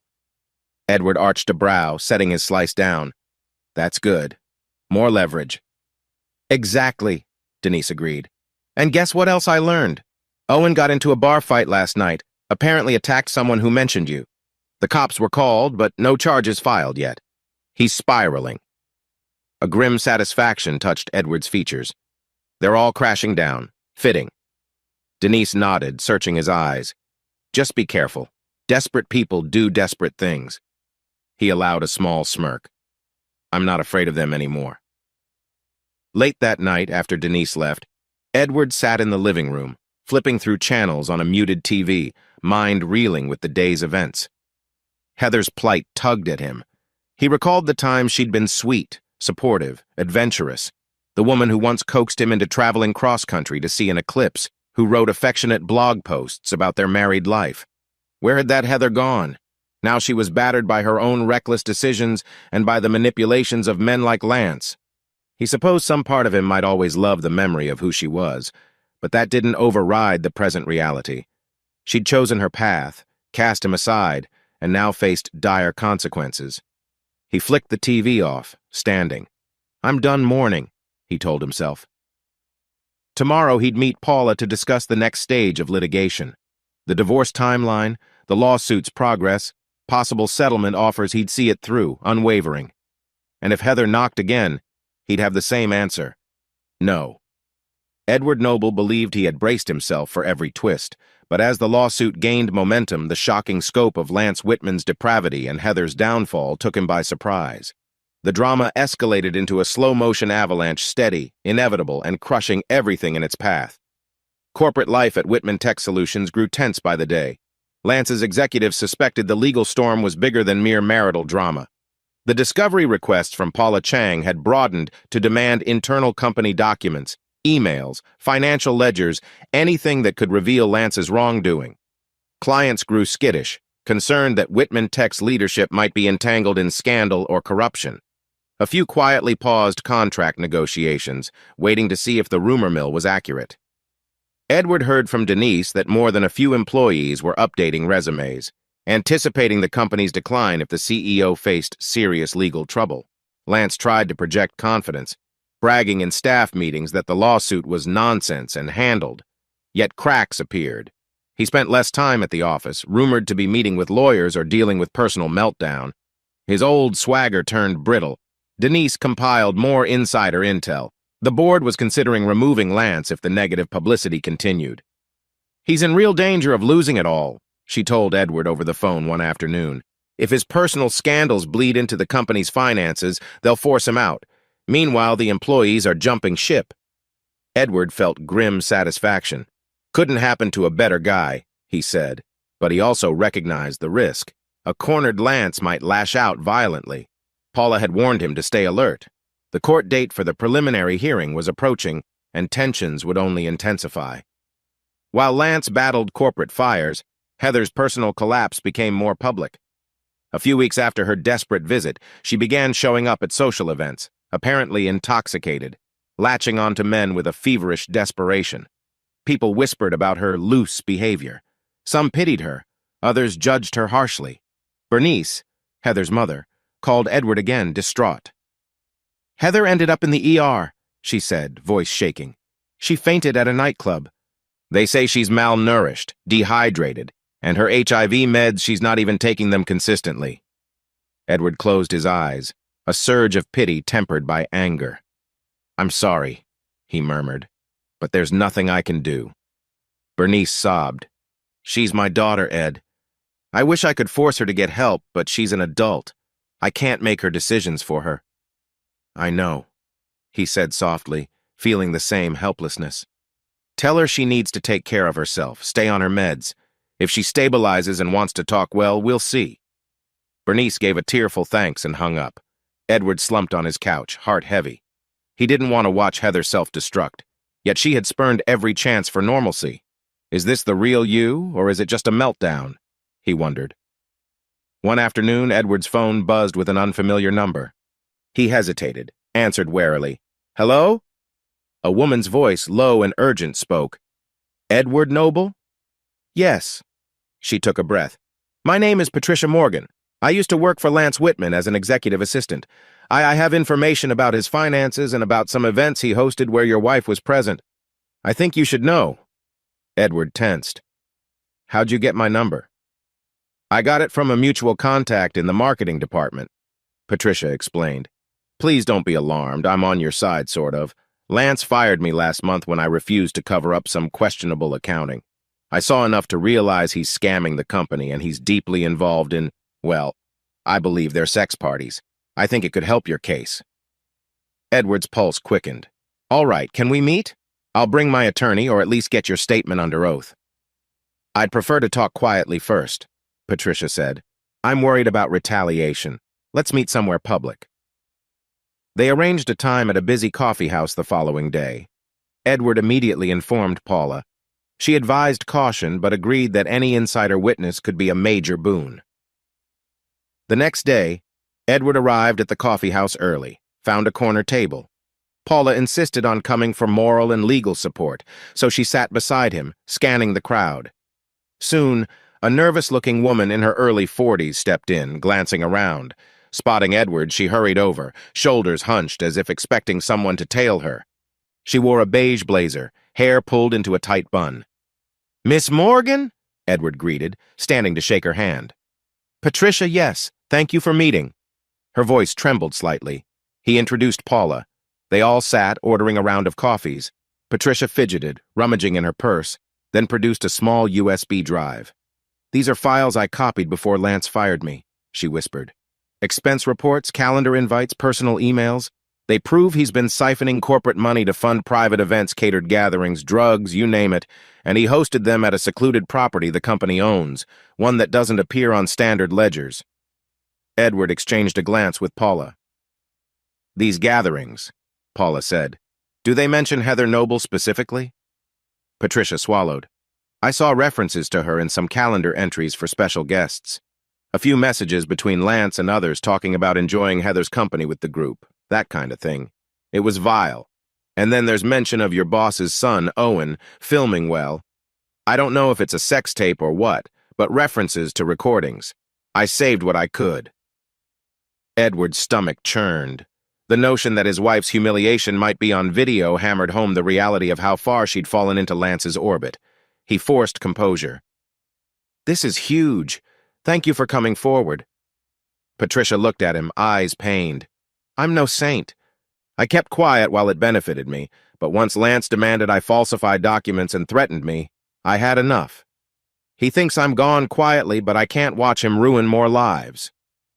Paula gave a reassuring nod. This evidence could strengthen Edward's lawsuit immensely. It might also implicate Lance in criminal charges, embezzlement, possibly even sex trafficking if money changed hands. "Are you prepared for potential backlash?" Patricia swallowed. "I am. I have to do the right thing. I'm sick of covering for him." Paula took the USB drive carefully. "Thank you. We'll examine these files and keep you updated. If this goes to trial, we may ask you to testify." Patricia nodded, trembling. "I understand. Just be careful. Lance has a temper. If he finds out I helped you, he might retaliate." Edward felt a spike of protectiveness. "You can take precautions, maybe go to the authorities for whistleblower protection. We'll see if we can help coordinate that." They parted ways with Patricia, ensuring they exchanged secure contact information. Edward left the coffee house with Paula, heart pounding. If these files were as damning as Patricia claimed, it could blow the case wide open. That evening, Edward and Paula pored over the data on the USB. True to Patricia's words, the folder contained reams of documents, financial spreadsheets showing suspicious transfers, email chains referencing weekend retreats with coded language that hinted at sexual activities, and even PDFs of corporate memos that Lance had altered. Then came the explicit references to Heather. In one email from Lance to an associate, he boasted about the teacher-turned-blogger who's quite the performer, Ian's wife, describing how he had got her addicted to the wild side. The words made Edward's stomach roil with fury. Worse yet, there was a partial mention of videos. "We'll have at least 3 cameras rolling," one email read. "Owen wants to see if we can catch her in a group scene. She's game." The date matched roughly the weekend Edward was sent away for an alleged office emergency. Every line hammered Edward's heart. Heather had been complicit, sure, but Lance's manipulations were blatant. He'd even bragged to colleagues about how he tricked Edward. One mocking message said, "He's so gullible, he'll do whatever I say. All I have to do is mention the Gibbons project." Paula's expression hardened with each new piece of evidence. "This is more than enough to prove malicious intent," she murmured. "We'll bury Lance in this. And if we can tie it to your wife's involvement, the alienation of affection claim becomes unstoppable." Edward nodded, adrenaline coursing. "We should also forward this to the board. Let them see what kind of leader they've got." Paula raised a cautionary hand. "Careful. We don't want to be accused of extortion or defamation. The correct procedure is to file it officially in court. Then it becomes public record. The board will see it anyway." He agreed, though part of him yearned to email it all to Whitman Tech's entire staff in a mass, "Here's your boss" message. But he followed Paula's advice. They'd do it by the book, methodical and crushing. As Edward's case escalated, Owen Whitman spiraled into open aggression. One evening, Edward found his car tires slashed, a threatening note pinned under the windshield wiper. "Drop the lawsuit or else." He showed the note to Paula and Denise. They were incensed, urging him to report it to the police. Edward did. Though he lacked direct proof it was Owen. Still, the style of intimidation felt familiar. A few days later, while leaving a late meeting at Redwood Innovations, Edward spotted Owen loitering in the parking lot. The young man reeked of alcohol, eyes bloodshot, posture twitchy. Edward considered calling security, but decided to confront him calmly back straight, shoulders set. "Owen," Edward said, voice steady. "What do you want?" Owen sneered, staggering forward. "You think you're so righteous coming after me and my dad with your fancy lawsuit?" His words slurred. "You can't prove shit. Heather was a slut anyway." Edward's fists clenched. "Shut your mouth about her." Despite everything, it rankled him to hear Heather demeaned by Owen. Owen spat on the pavement. "Or what? You'll sue me too?" He let out a harsh laugh, stepping closer. "You're a pathetic old man. Couldn't even keep your wife satisfied. She needed real men, not your boring ass." Rage flared in Edward's chest, but he refused to swing first. "Go home, Owen," he said icily. "You're drunk." Owen lunged, shoving Edward hard. Edward stumbled back, heart pounding. The younger man brandished a small folding knife, flicking it open. "Want to fight, old man? Let's see you talk tough now." Edward's pulse thundered. This kid is unhinged. He quickly scanned for witnesses, none. The parking lot lights cast harsh circles on the asphalt. "I don't want to hurt you, Owen," he said quietly, controlling his breath. Owen snarled, jabbing the knife forward. Edward sidestepped, adrenaline surging. He'd taken some self-defense lessons in his youth, but it had been years. Still, basic instincts kicked in. He deflected Owen's arm, twisting away. The drunken attacker stumbled, cursing. Edward took the opening to step behind him, hooking an arm around Owen's, trying to disarm him without lethal force. Owen thrashed, swearing viciously, the blade glinting in flickering light. Finally, Edward kicked at the back of Owen's knee, forcing him to buckle. The knife clattered on the ground. Owen fell forward with a grunt. Edward jumped back, panting, eyes locked on the weapon. For a tense second, Owen just lay there, breathing hard. Then he let out a sob, voice cracking. "Screw you," he moaned, tears mixing with anger. "You ruined everything. Dad says we might lose the company. I can't." Edward snatched the knife, tossed it aside. "Call an ambulance?" he asked, half to himself, half to Owen. "Fuck off," Owen spat, dragging himself upright. He glared at Edward, eyes wild. "This isn't over." Then he stumbled away, staggering toward a car parked in the shadows. Edward watched him go, heart hammering, sweat beating his forehead. Once Owen's car roared off, Edward exhaled in shaking relief. He pocketed the knife, planning to give it to the police. Back home, he recounted the incident to Paula and Denise. They were aghast. Paula urged him to file a formal police report for assault, which he did. With each step, Edward felt the spiral tightening. If they want to fight physically, so be it. I won't be bullied. While the legal drama raged on, Edward's professional life took a turn for the better. Redwood Innovations formally offered him a senior position with a substantial pay bump, praising his expertise. They even hinted at leadership roles if he continued performing well. It was a stark contrast to Whitman Tech's turmoil. Edward embraced the new role, finding solace in purposeful work. The environment was refreshingly supportive, and many Redwood staff privately cheered him on for standing up to Lance. One evening, the CEO of Redwood, Hannah Levine, invited Edward to a dinner with potential investors. Over plates of seared salmon in a stylish downtown restaurant, she told Edward, "I know you have personal matters overshadowing things, but your rep in the industry is stellar. We want you fully on board. Consider Redwood your new home." Edward smiled for the first time in what felt like ages. "Thank you, Miss Levine. I appreciate the trust." She sipped her wine, regarding him kindly. "Call me Hannah, and know that if you need time off for court dates or anything, we'll accommodate. We value integrity, Edward, and from what I hear, you've shown plenty of it." He felt a rush of gratitude. "That means a lot," he said quietly, voice laced with sincerity. It was a reminder that life could offer fresh starts amid chaos. A week later, Bernice called Edward again, voice trembling. "Heather's in the hospital. She had some sort of severe infection. Her immune system is compromised. The doctors say it's related to her HIV. Edward's chest tightened. "Which hospital?" he asked, though he wasn't sure if he even wanted to see her. "St. Mary's," Bernice said. "I'm here now. She's asking for you." Part of him wanted to refuse, but curiosity, concern, maybe a shred of old affection, compelled him to drive over that evening. The hospital corridors smelled of disinfectant and quiet despair. He found Bernice in the waiting area, looking exhausted. She rushed to him, eyes wet. She's stabilized, but they say her condition is precarious. She got pneumonia, plus some complications from not taking her meds properly. Edward rubbed the back of his neck. Is she coherent? Bernice nodded tearfully. She's awake. Go see her if you can stand it. He mustered resolve, stepping into the dim hospital room. Heather lay on the bed, pale and frail, an oxygen tube in her nose, IV lines trailing from her arm. Her eyes fluttered open at his approach. She gave a weak, watery smile. "Edward," she whispered, voice hoarse. "You came." He stood at the foot of the bed, crossing his arms defensively. "Your mom said you wanted to see me." She coughed, wincing. "Yeah. I just wanted to say I'm sorry. For everything." He stared at her, memories flickering both good and hideous. "We've been over this," he said quietly. "An apology doesn't erase what you did." Tears tracked down her cheeks. "I know, I'm scared." She swallowed hard, lips trembling. "I'm dying, Edward, and I realized how stupid I've been.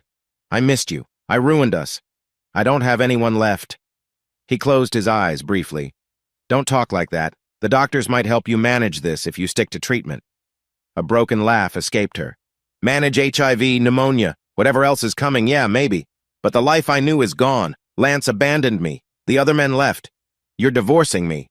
She paused, voice cracking. "I deserve it, but it's so lonely." Edward felt an ache in his chest, though he reminded himself, she brought this on herself. Still, seeing her physically weakened, the spark gone from her eyes, stirred a sliver of compassion. "Look," he said, exhaling. "Get better. Focus on your health. Maybe you can piece your life back together. If you need moral support, your parents are here." Her eyes slid shut, tears leaking out. "They're disappointed, though they try to hide it. I can't blame them."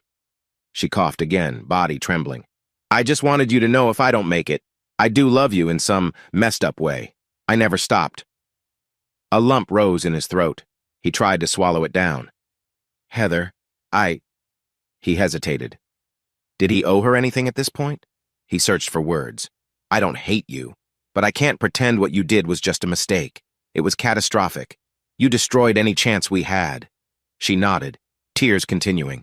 "I know. I was so lost, so stupid. I guess this is karma." Silence stretched between them. The beep of monitors punctuated the hush. Finally, Edward stepped closer, resting a hand lightly on the bed rail, not quite touching her. "I won't pretend we can fix us, but I hope you recover. At least get stable enough to live. That's up to you." Heather sobbed quietly. "Thank you," she whispered. "For that much." He lingered a moment, then turned away, heading to the door. Glancing back, he saw her gaze trailing after him, filled with regret and sorrow. He stepped out, exhaling a shaky breath. Bernice approached, eyes questioning. "How is she?" Bernice asked, voice thick with worry. Edward rubbed his forehead. "She's weak, but she's conscious. I told her to focus on treatment." Bernice nodded sadly. "Thank you for coming. It means a lot." He patted her shoulder, then left the hospital, the weight of the encounter pressing on his mind. "She's reaping what she sowed, but I can't relish it. It's just sad." The next day, Edward refocused on the lawsuit. Paula had reviewed Patricia Morgan's data and planned to file an explosive motion in court, citing the new evidence of financial impropriety and systematic manipulation by Lance. "Once we submit this motion, we can request the judge to expedite the trial or heavily sanction Lance if he attempts to hide assets," Paula explained over the phone. "The board might push him out even before the hearing if they think this is indefensible." Edward's mouth set in a grim line. "Let them. I want him to lose everything, but be cautious. Lance might double down on threats." Paula paused. "I'll coordinate with law enforcement. If he retaliates, we'll have him arrested. Also, the DA might start a criminal investigation once they see this." The prospect of Lance facing criminal charges for embezzlement or even pimping out employees, if that's what these parties amounted to, both thrilled and unsettled Edward. He wanted justice, not necessarily to see people in prison, but maybe Lance deserved it. Sure enough, as soon as Paula filed the motion, Lance bombarded Edward's phone with enraged voicemails. "You bastard! You want to destroy me? Fine, you'll get your blood money. But don't think I'll forget this." Edward forwarded them all to Paula, who smirked. "He's digging his own grave," leaving these threats in recorded messages. Denise also reported that rumors at Whitman Tech soared to a fever pitch. The board convened an emergency session to review the new revelations. Many employees expected Lance to be terminated or forced to resign. Stock prices dipped. Rival tech firms swooped in to poach clients and staff. Edward quietly watched from the sidelines, remembering how he had once been a loyal, dedicated consultant at Whitman Tech. Funny how life changes in a blink, he thought. As the preliminary hearing approached a crucial step that could push Lance to settle or stand trial, Edward felt the tension build to near breaking. Heather was in the hospital, Owen was violent and unstable, Lance was cornered, and Whitman Tech reeled from scandal. Yet in Edward's personal life, a kind of calm settled in. He had a new job, a supportive environment, and a sense of moral victory. He missed having a partner to share daily triumphs and struggles, but the betrayal had taught him the bitter lesson of self-reliance. Better alone than betrayed, he told himself. Some nights he found solace in brief phone calls with Denise, who updated him on the legal strategy or simply chatted about random topics, offering a friendly ear. Their conversations sometimes strayed into personal territory, with Denise sharing her own frustrations at the drama-laden office. Edward felt a spark of connection, though he kept it strictly professional for now.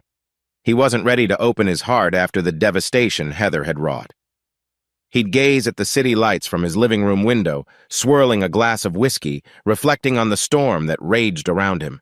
Soon, he told himself, soon, the final confrontation would happen in court. And then he might finally breathe free, leaving the wreckage behind. The day of the preliminary hearing arrived under gray Seattle skies. A drizzling rain fell, matching the somber tension that colored Edward Noble's mood. He dressed in a tailored suit, ensuring he projected the calm, confident facade he'd honed since discovering Heather's betrayal. Paula Chang had meticulously prepared him for what to expect, but his nerves still fluttered. Outside the King County Courthouse, reporters gathered, sniffing a scandal. Lance Whitman's high-profile role in the tech sector and the salacious details rumored in Edward's lawsuit made for tantalizing headlines. The media smelled blood and adulterous boss, an alienation of affection claim, possible corporate crimes.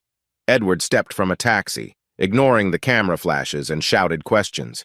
Paula walked beside him, face composed, armed with a briefcase containing damning evidence. Denise had accompanied them for moral support and potential testimony if needed. She lingered discreetly behind, wanting to avoid the spotlight. At the courthouse steps, Lance arrived in a sleek black SUV, flanked by his own lawyers. He wore a forced smirk, but the tension etched on his face betrayed the strain. Owen was nowhere to be seen, likely too volatile or unpredictable to attend. The parties filed into a large courtroom with wooden pews. The smell of varnish and the hush of tension set Edward's heart pounding. This hearing would not decide the entire case, but would deal with motions, including whether a judge might summarily grant certain requests or push them to trial. Heather was absent.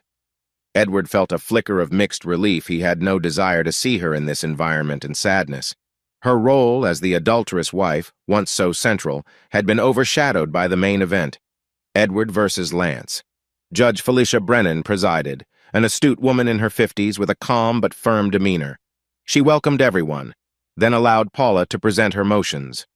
Paula rose, crisp in a charcoal suit, voice resonant. "Your Honor, we represent Edward Noble in a suit against Lance Whitman for alienation of affection and other claims, including potential financial improprieties tied to Whitman Tech's resources. We request immediate injunctive relief to prevent Mr. Whitman from hiding assets, given the evidence of embezzlement we've uncovered." She referenced the trove of documents from Patricia Morgan, the recorded videos from Edward's home, the email chains. As Paula spoke, the overhead screens displayed carefully redacted glimpses of the damning evidence, Lance's own words about arranging fun with Edward's wife, the corporate ledger manipulations. The courtroom buzzed. Lance's lawyer, Quinn Porter, visibly squirmed. Edward sensed the ripple of shock from onlookers as they realized how extensive the allegations were. When Paula finished, Judge Brennan nodded gravely. "Thank you, Miss Chang. Mr. Porter, your response?" Quinn Porter stood, clearing his throat. "Your Honor, the defense maintains these allegations are exaggerated and contextually misleading. Yes, certain communications exist, but we dispute the claim that Mr. Whitman orchestrated Miss Noble's supposed infidelity. She acted of her own free will. As for the financial aspects, we deny wrongdoing and question the provenance of these so-called documents." He tried to paint Edward as a vindictive former employee, out to tarnish Lance's reputation.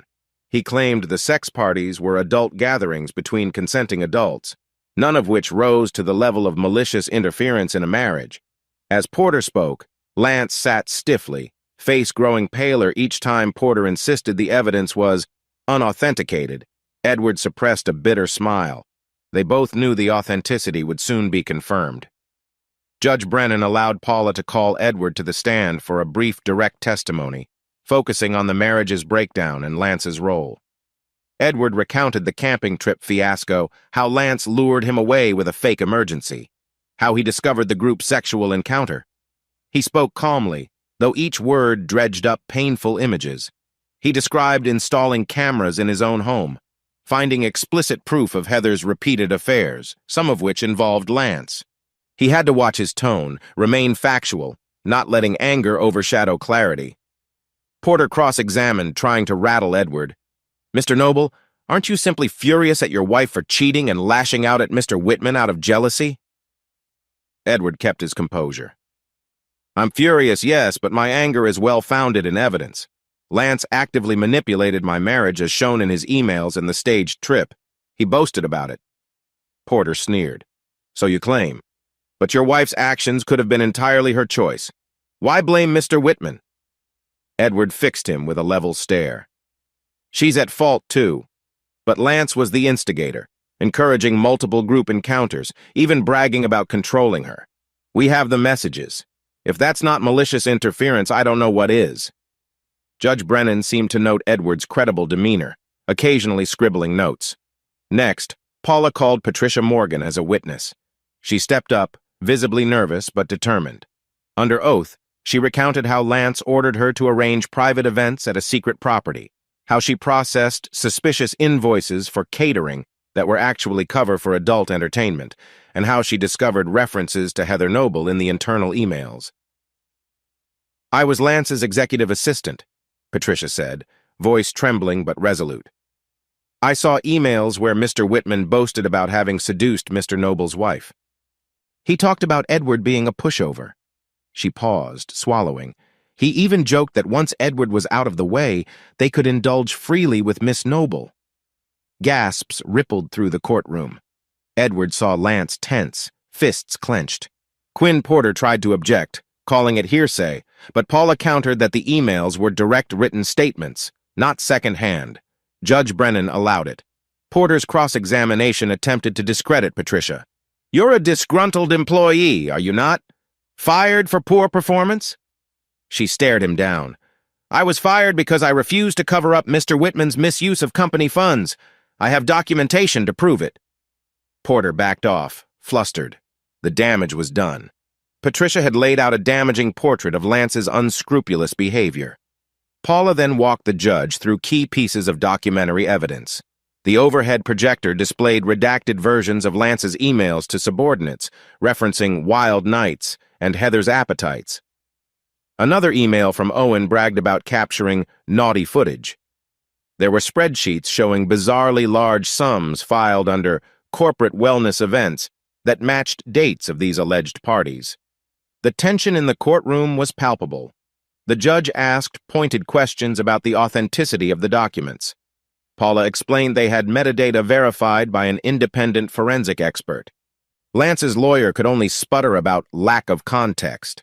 Finally, Paula wrapped up her presentation, requesting the court freeze Lance's personal and corporate assets up to a certain amount to ensure funds were available if Edward won damages. She also reaffirmed the alienation of affection claim was strongly supported by these explicit revelations. After a short recess, Quinn Porter gave a halting argument that the court shouldn't freeze assets based on unproven allegations.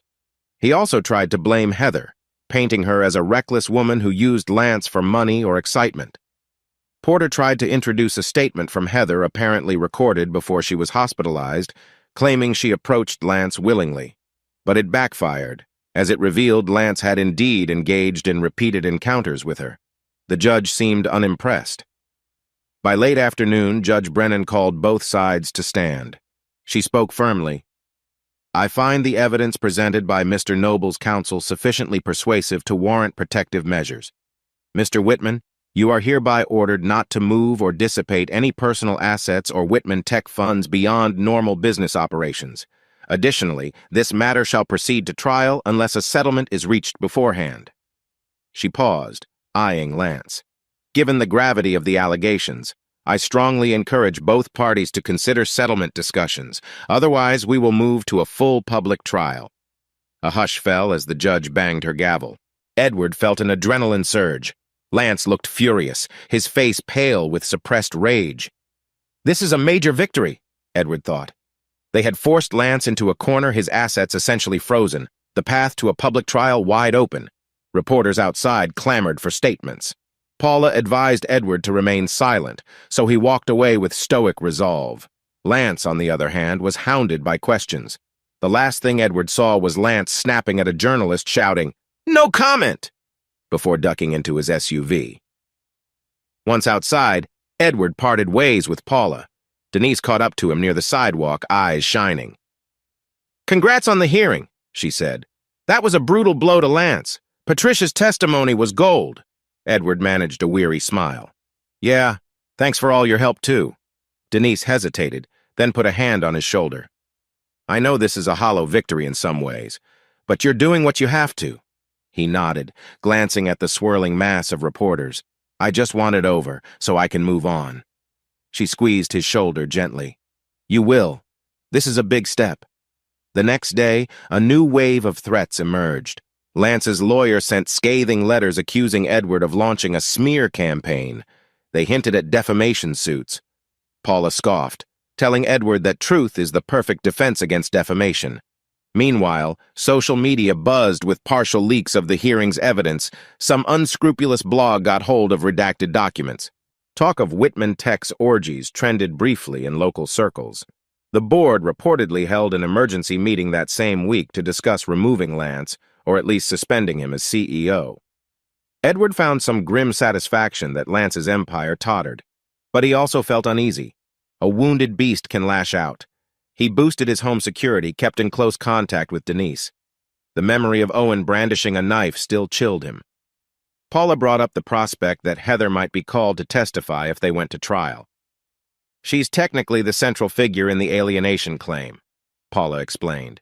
"Her perspective on how Lance seduced or manipulated her is key, but if she's hostile to you, it complicates things." Edward sighed, recalling Heather's hospital bed. "She's in bad shape. She might blame Lance or she might blame me, I'm not sure." Paula shrugged. "Well, if the trial proceeds, we'll subpoena her. She can't avoid it unless her health is so poor a judge excuses her." Edward felt conflicted. Forcing Heather to spill the lurid details in open court felt both justified and cruel. Yet he had to press forward. She's no innocent victim, but she's also a broken person now. One evening, the phone rang, displaying a hospital extension.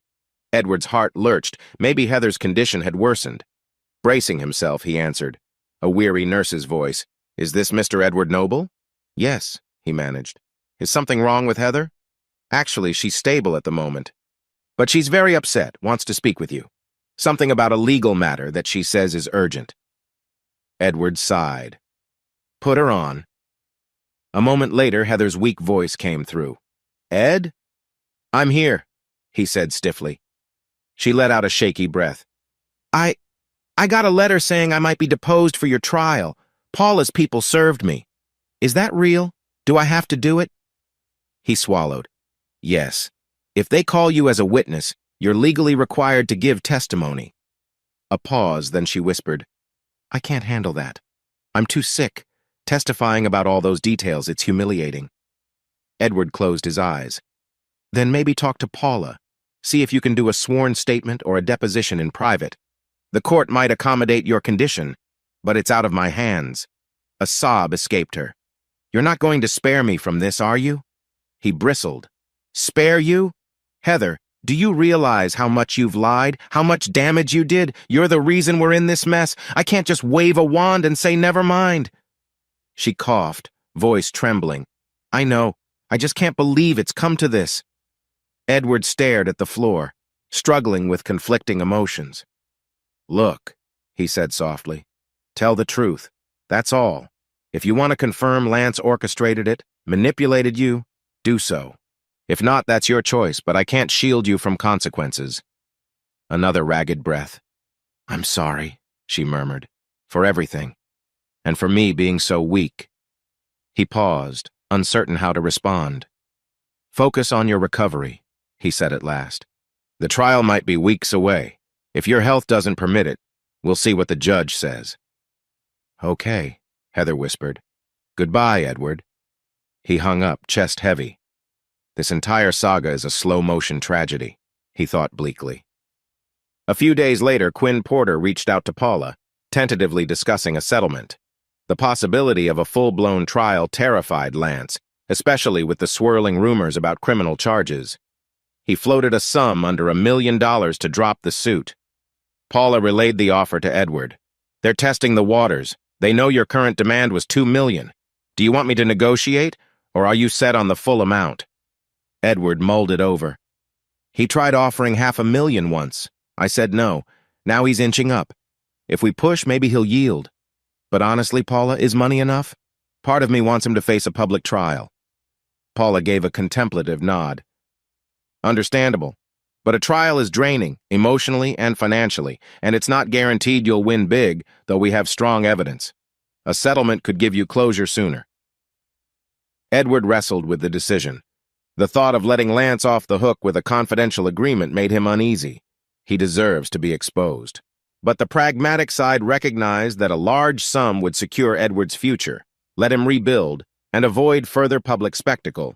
He told Paula, let's see if we can push them to the original demand, $2 million, plus a public statement admitting wrongdoing. No NDA that prevents me from talking about it. I want him to own up publicly. Paula grinned. That might be a deal-breaker for him, but we'll see. Before the negotiations could settle, fate intervened again. One night, Edward was driving home from Redwood Innovations when a black SUV swerved aggressively behind him, headlights flashing. He recognized it as Lance's personal vehicle.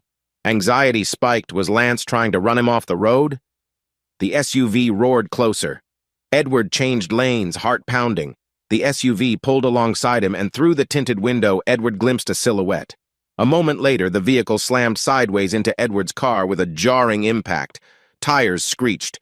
Edward fought the wheel, adrenaline spiking. They nearly spun out, but Edward stabilized, the SUV peeling away. He glimpsed the license plate, recognized partial digits matching Lance's. He's lost it, Edward thought, fury rising. He pulled over at the next safe spot, hands shaking. The side of his car was dented, paint scraped, but still drivable. He dialed 911, reported a hit Andron. Police arrived, took statements, asked for details. Edward explained his suspicion it was Lance. The cops raised eyebrows. We'll follow up. Edward realized just how dangerous Lance had become. Fear and anger churned. He called Paula, who was aghast. We'll press charges, she declared.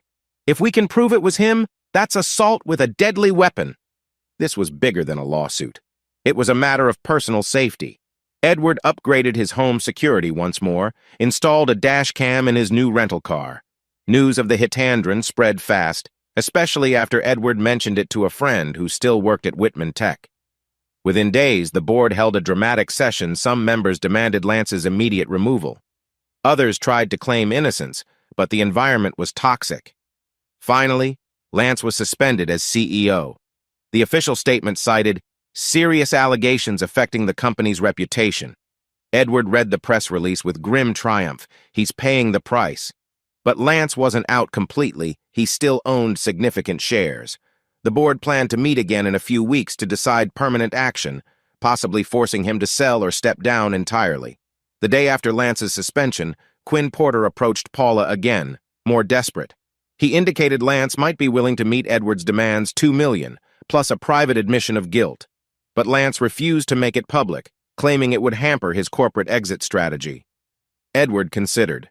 If we go to trial, I risk months of agony, plus the chance that Heather's testimony might sabotage me if she flips sides. And maybe the judge awards less or more, who knows. After many hours of soul-searching, Edward told Paula, I want the full $2 million, plus at least a partial admission that can be placed on court record. I won't sign an NDA that muzzles me from discussing it. Paula conveyed the terms. Porter balked at first, but Lance was cornered facing potential criminal charges, losing his CEO post, hammered by negative press. In a last-ditch attempt to salvage something, Lance reportedly agreed in principle, but demanded they finalize quickly. Edward, out of courtesy, or maybe a lingering sense of closure, texted Heather the news about a possible settlement. I might settle with Lance. $2 million. The official statement will confirm he manipulated you, just so you know. She responded after a day, a simple text. I'm glad. He deserves it. I hope you find peace. Edward stared at the screen, an odd heaviness in his chest. So many illusions shattered. All that was left was the legal coda. Paula scheduled a settlement conference at her office. Both sides would gather, sign documents, exchange funds, end the civil case. Edward felt an odd swirl of anticipation and dread. He'd get closure, yes, but the final confrontation with Lance might be explosive. Stay calm, Paula reminded him. He might try one last intimidation trick. Edward nodded, determined to keep his composure. Meanwhile, criminal charges for attempted vehicular assault were rumored, but not yet formalized. Police needed more proof it was Lance behind the wheel. Paula's investigator was working on it. The day of the scheduled settlement conference arrived under threatening skies, as though nature itself sensed the looming storm. Edward Noble awoke early, feeling oppressive tension behind his eyes, the uneasy knowledge that he might finally confront Lance in a private, high-stakes negotiation that would end this twisted saga or spark a new flashpoint of violence. Paula's downtown law office was in a sleek high-rise overlooking Puget Sound. She'd reserved a secure conference room, ensuring a comfortable setting for the concluding showdown. Edward arrived early, wearing a somber navy suit, hair carefully combed. He had spent hours the previous night rehearsing how he'd handle Lance's presence without losing his cool. Denise came, too, waiting in a nearby lounge. She wasn't directly involved in the settlement, but offered moral support. Just seeing her calm face gave Edward a measure of steadiness. Lance was scheduled to arrive with Quinn Porter and, presumably, a large check or instructions for a wire transfer. Paula verified the bank details, insisting the funds must be confirmed before any documents were signed. Edward intended to hold firm on the requirement that no muzzle clause would prevent him from discussing the outcome. Shortly before noon, Lance Whitman swept in, flanked by Porter and another attorney. He looked gaunt, circles under his eyes betraying sleepless nights. His swagger had evaporated. The suspended CEO was cornered, and he knew it. In the glass-walled lobby, Edward locked eyes with Lance, and for a heartbeat the tension crackled. Then they both looked away, as though the weight of their shared bitterness was too heavy to bear. Paula stepped forward, greeting Porter with professional courtesy. They confirmed they had the documents ready. Meanwhile, Lance stared at Edward with open hatred, voice low. Let's get this over with. They moved into the conference room, neutral gray walls, a polished mahogany table, a bank of windows revealing the city skyline. The participants sat across from each other, Edward and Paula on one side, Lance, Porter, and an unnamed junior associate on the other. Paula began by summarizing the settlement terms. Lance would pay Edward $2 million in a lump sum. Lance would sign a statement acknowledging his deliberate role in causing the breakdown of Edward's marriage, alienation of affection. Edward would drop the lawsuit against Lance, but not sign any NDA restricting him from sharing the details. The possibility of future criminal charges remained unaffected. Edward only promised to end the civil claim. Quinn Porter's expression was dour. He slid the official statement across to Edward and Paula, showing slight edits that softened some language. Mr. Whitman can't sign something that says malicious intent. We replaced it with significant involvement in Miss Noble's departure from the marriage. That's as far as we'll go. Edward's lip curled. He might as well own it fully. We have the emails showing his malicious glee. Porter twitched. This is already humiliating. Don't push your luck. Paula lifted an eyebrow at Edward, silently checking if he wanted to fight for the exact wording. He sighed.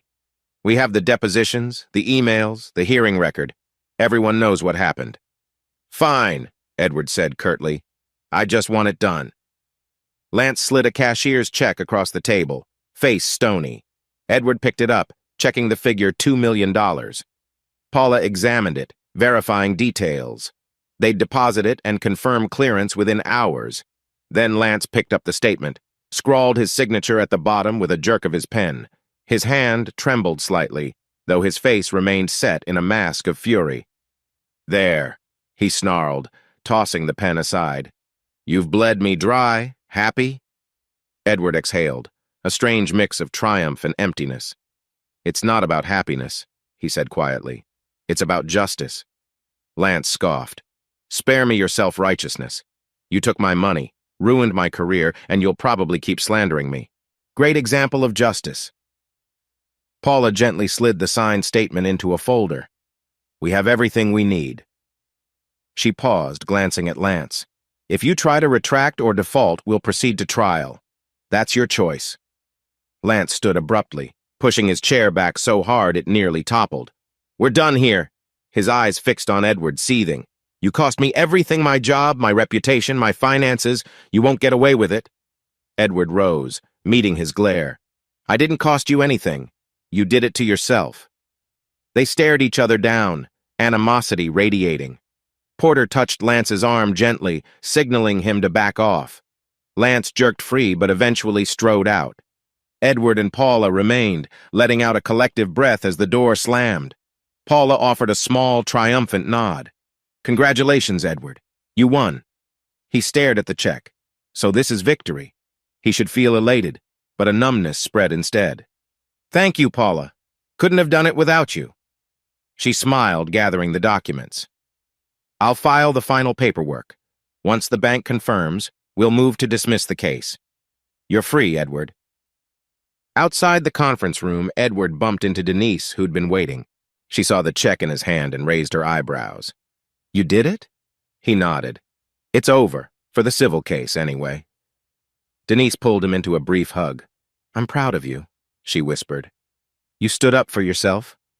He stepped back, feeling a swirl of gratitude and conflicting emotions. Thank you, he murmured. I guess this means I can start moving on. She gave his arm a gentle squeeze, smiling softly. Yes, finally. Just as they prepared to leave, the elevator doors opened, revealing Owen Whitman stepping out. He looked disheveled, eyes bloodshot, wearing a wrinkled jacket. Spotting Edward, he sneered. So you're here, you bastard. Denise tensed, moving slightly between Edward and Owen. Owen, not now, she warned. He ignored her, staggering closer. Dad just told me he had to give you a fortune. You must be thrilled. Edward kept his tone cool. I'm done with your family, Owen. Move on. Owen's lip curled. You destroyed us. Dad's out at the company. I've been blacklisted. You think we'll let you walk away scot-free? His words slurred, reeking of alcohol or something stronger. Denise glared. Back off or we'll call security. Owen let out a harsh laugh, stepping forward. You call security. I'll show them how you manipulated everything. You're all... Before he could finish, building security guards appeared, alerted by the raised voices. They escorted Owen away, ignoring his curses. Edward watched with quiet relief, but also a cold knot of worry. This isn't over for him. He might lash out again. Once outside, the drizzle had turned into a steady rain. Edward parted ways with Denise, hugging her goodbye, promising to meet for dinner soon. Paula walked him to the building's exit, reaffirming her stance. If Lance or Owen harass you again, call me and the police. But legally, you're free now. The divorce is the only piece left to finalize, and that's straightforward. He thanked her, hailed a taxi, and sank into the back seat, the $2 million check in his briefcase. His mind whirled, I have the money, the admission. Lance is dethroned. So why do I still feel this heaviness? Within hours, rumors that Lance settled the alienation of affection lawsuit for a substantial sum circulated. Some local tech blogs reported a rumored $2 million settlement, fueling speculation about the depth of his wrongdoing. Whitman Tech's stock dipped further, and talk of a total rebranding soared. Edward received texts from old co-workers, congratulatory or curious. He responded politely, not giving details. Redwood Innovations staff quietly celebrated his victory, though Edward remained subdued. That evening, Edward's phone buzzed with Bernice's number. Anxiety spiked. He picked up, "Hello?" Bernice's weary voice came through. Heather's condition took a turn. She's stable, but she might need a more aggressive treatment plan. The doctors say she's severely immunocompromised. Edward rubbed his temple, frustration and sadness mingling. "I'm sorry to hear that. Is she conscious?" "Yes, but she's in pain. She asked me to call you. I told her you're probably done with her, but she insisted I let you know." He swallowed. "I'll think about visiting, but I can't fix her, Bernice." "I know," Bernice whispered. "I'm just trying to help. She's still our child, no matter what she did." A pang of guilt twisted in Edward's chest. "I understand. I'll see if I can stop by." The next afternoon, Edward reluctantly made his way to the hospital. He found Heather in a quieter wing, an IV pole by her bed, monitors beeping softly. She looked thinner, eyes sunken. A wave of pity cut through him. She turned her head, noticing him. A flicker of surprise crossed her gaunt features. "You came," she said, voice raspy. He approached, standing by the bedside. "Bernice told me your condition got worse." Heather let out a breath. "I guess pneumonia is the least of it. My cell count is dangerously low or something like that. They want me on new meds. It's complicated." Edward nodded, not sure what to say. "I'm sorry." She looked at him with hollow eyes. "You settled with Lance?" He stiffened. "Yes, $2 million. A thin, humorless smile flickered on her lips. "That's a lot. So you're rich now?" He shrugged, not wanting to gloat. "I suppose it won't erase what happened." Heather's gaze dropped. "No, it won't." She coughed, wincing. "I should have listened to you sooner, or never gone down this path. I guess I pay for it now, with my life." A beat of silence. Edward cleared his throat. "Don't talk that way. You might still recover if you follow treatment." She grimaced. "We'll see." Another cough. "You know, part of me wishes we could rewind time, fix everything before it spiraled." He suppressed a wave of sorrow. "Me too," he admitted quietly. "But it's too late." Heather nodded, tears forming. "At least you won. Lance destroyed me, but he can't keep hurting you." Edward sighed. "He might still try, but legally I'm free. As for you, I can't change the divorce, Heather. That's final." She closed her eyes, tears slipping down her cheeks. "I understand." They fell silent.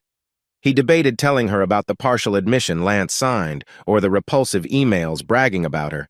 But it seemed pointless. She was already broken. She blinked up at him. "Will you ever forgive me, truly?" He hesitated.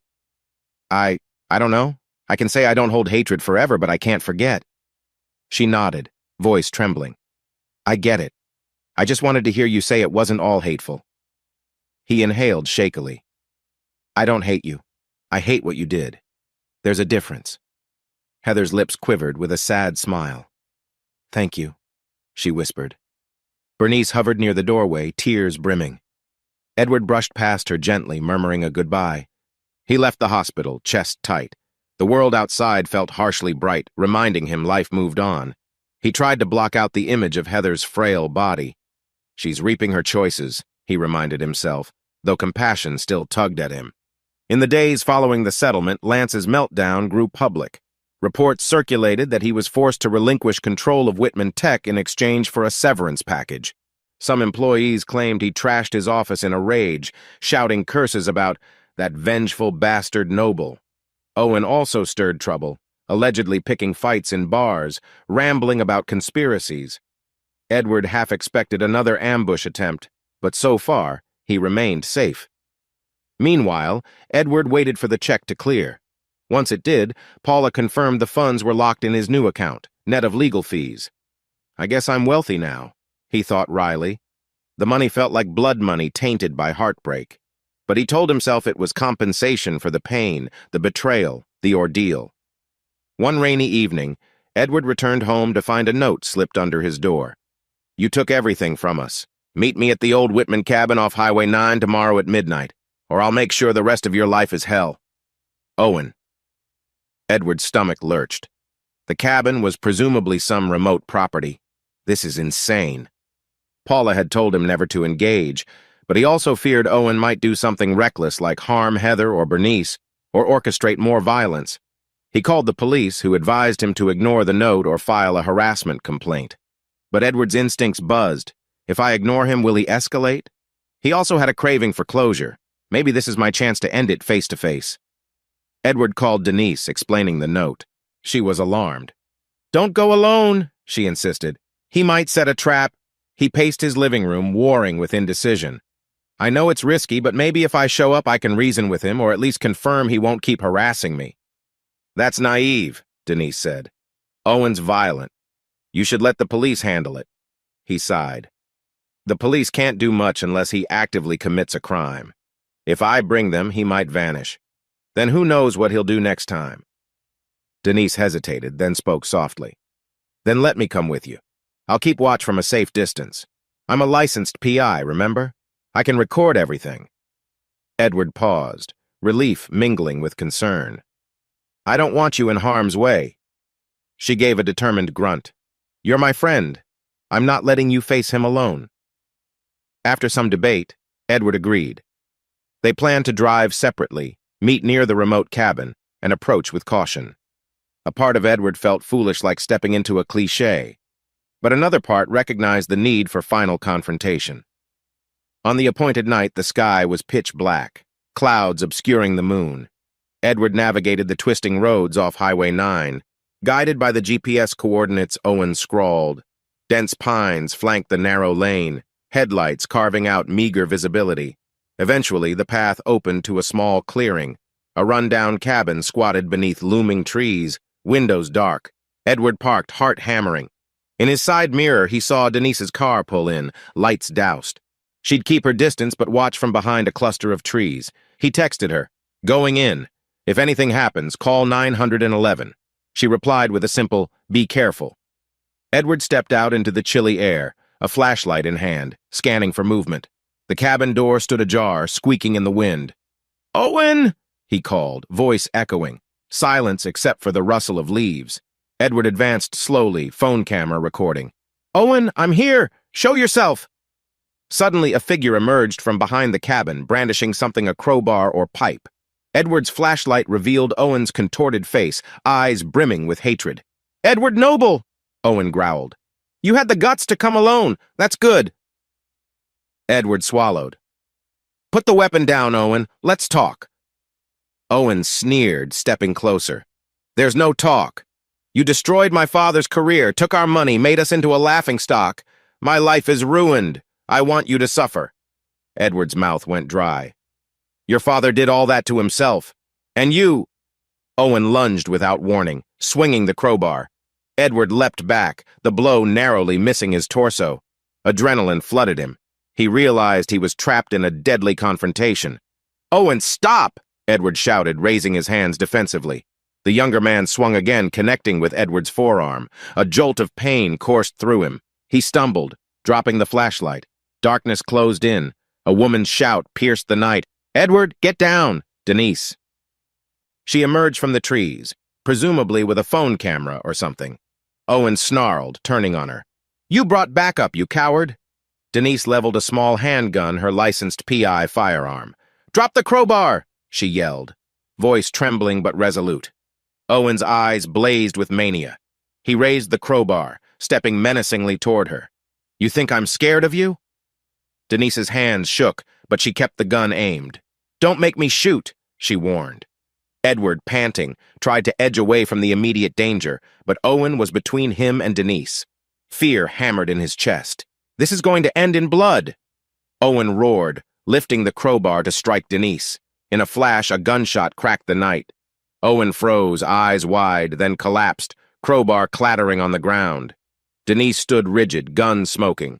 She'd fired. Edward scrambled up, grabbing the flashlight, shining it on Owen. Blood stained his shoulder or upper chest. It was hard to see in the gloom. He writhed, groaning in pain. "Oh, God," Denise gasped, tears in her voice. "He forced me. I had no choice." Edward crouched, carefully kicking the crowbar aside. "Owen, lie still," he said, heart racing. "We'll call an ambulance." Owen's breath came in ragged spurts. "You shot me," he rasped, voice laced with agony. "You bastard." Denise fumbled for her phone, dialing 911, voice trembling as she gave the location. Edward pressed his jacket against Owen's wound, hoping to stanch the bleeding. "This is insane," he thought dazedly. Minutes later, sirens cut the darkness. Paramedics arrived, with police not far behind. They rushed to treat Owen. Denise explained what happened, showing her PI license, the battered crowbar, the phone recording. Edward backed her up, stating Owen attacked first. It was a blur of flashing lights, official questions, swirling fear. The paramedics stabilized Owen, hustling him into the ambulance. Edward glimpsed the young man's hate-filled glare, though he was in too much pain to speak. Police took statements, found the note. The self-defense narrative was strong. Owen clearly threatened them, brandished a weapon, ignoring warnings to stop. Denise provided her phone footage. One of the officers assured them, "It appears justified. We'll finalize the investigation." By the time the sun began to rise, Edward and Denise found themselves in the local police station, giving formal accounts. Exhausted, emotionally drained, they clung to each other's presence for support. Eventually, they were released, no charges filed, pending an investigation. They stepped outside into the dawn, the air crisp. Edward's arm throbbed from the crowbar hit, and Denise was shaking with adrenaline and guilt. "I shot him," she kept murmuring, eyes haunted. "I never wanted to kill anyone." "You probably saved my life," Edward replied softly, wrapping an arm around her shoulders. "He was out of control." She pressed her forehead to his chest, trembling. I didn't see another way." He stroked her hair gently. "You did what you had to." Owen survived. The bullet grazed his collarbone, requiring surgery but not proving fatal. He faced likely assault charges for attacking Edward with a weapon. Lance, learning of this fiasco, reportedly threatened more lawsuits, but with no standing left, it seemed hollow. Edward, battered and exhausted, found a strange sense of closure. He had settled the lawsuit, forced Lance to pay for his sins. Heather was in the hospital, possibly at death's door, but that was beyond his power to fix. Owen's violent meltdown ended in near disaster, yet Edward was still alive, with a future ahead of him. As he returned to his quiet home, he felt more gratitude than triumph. The war was essentially over. The cost in heartbreak, danger, and anguish had been immense. Yet he emerged with finances secured, his dignity intact, and a renewed sense of self. In the days that followed, Denise became his confidant. They shared coffee, long talks about guilt and grief, forging a deeper bond. Perhaps in time, Edward might open his heart again tentatively, carefully. For now, though, he let the dust settle, focusing on healing and building a life free from betrayal. Edward Noble sat in his living room at dusk, feeling a profound stillness in the air. Just a few days had passed since the violent confrontation at the old Whitman cabin. The memory remained sharp as broken glass. The trembling flashlight beam, Owen Whitman's manic eyes, the crack of a gunshot echoing through the pines. Every time Edward closed his eyes, he saw that crowbar arcing through the air. He'd spent hours replaying it, questioning if there could have been another way, one that didn't end with a bullet in Owen's shoulder. But rationally, he knew there was no alternative. Owen had left him no choice, and Denise had saved Edward's life. The clock on the mantel clicked over to 7 in the evening. Outside, twilight deepened into the pinkish hue that preludes nightfall in Seattle. A faint drizzle tapped against the window. Edward took a sip from a mug of tea, hoping to calm his nerves. After all these months of heartbreak, lawsuits, and near violence, one might imagine he'd have grown numb. But the swirling tension remained, a thick undercurrent in his chest. He heard a gentle knock on his door. He already knew who it would be. Denise Harper had been stopping by almost daily to check on him. She'd also confessed she struggled to sleep since shooting Owen. Despite the police deeming it a justified act of self-defense, the psychological toll on her was immense. Edward opened the door. Denise stood there in a casual sweater and jeans, hair pulled into a tight ponytail. The relief in her eyes upon seeing him was evident. "Hey," she said softly. "Hey," he replied. "Come in." She stepped inside, glancing around. "Any more notes slipped under the door? Any sign of Owen or Lance?" she asked in a half-joking tone, though her eyes revealed genuine worry. Edward shook his head. "No, not a word." Denise set a small bag of groceries on the kitchen counter, some produce, a loaf of fresh bread. "I figured we could make dinner together, take our minds off things." He appreciated her concern. "That sounds good," he said, mustering a small smile. They made their way into the kitchen. Denise started rinsing vegetables while Edward found a cutting board. The simple domestic act felt strangely intimate, a stark contrast to the chaos they'd endured. For a moment, Edward imagined them as a normal couple cooking dinner after a routine day, but reality intruded, reminding him that everything in his life had become extraordinary in the worst ways. "How are you coping?" Edward asked gently, slicing a tomato. "Any better since it happened?" Denise let out a weary sigh. "Some nights I dream about it waking up sweaty, thinking I pulled the trigger again. I know logically it was him or us, but that doesn't make it easy." Edward placed a hand on her shoulder. "I'm sorry you got involved in my mess." She turned, meeting his gaze. "I don't regret helping you," she said. "Not for a second." He swallowed the knot in his throat. His mind drifted to the chaos that had led them here. The twisted web Lance wove, Heather's betrayal, the final settlement that ended the lawsuit yet didn't quell the danger.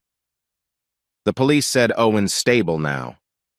"Facing assault charges. He might do time." Denise nodded.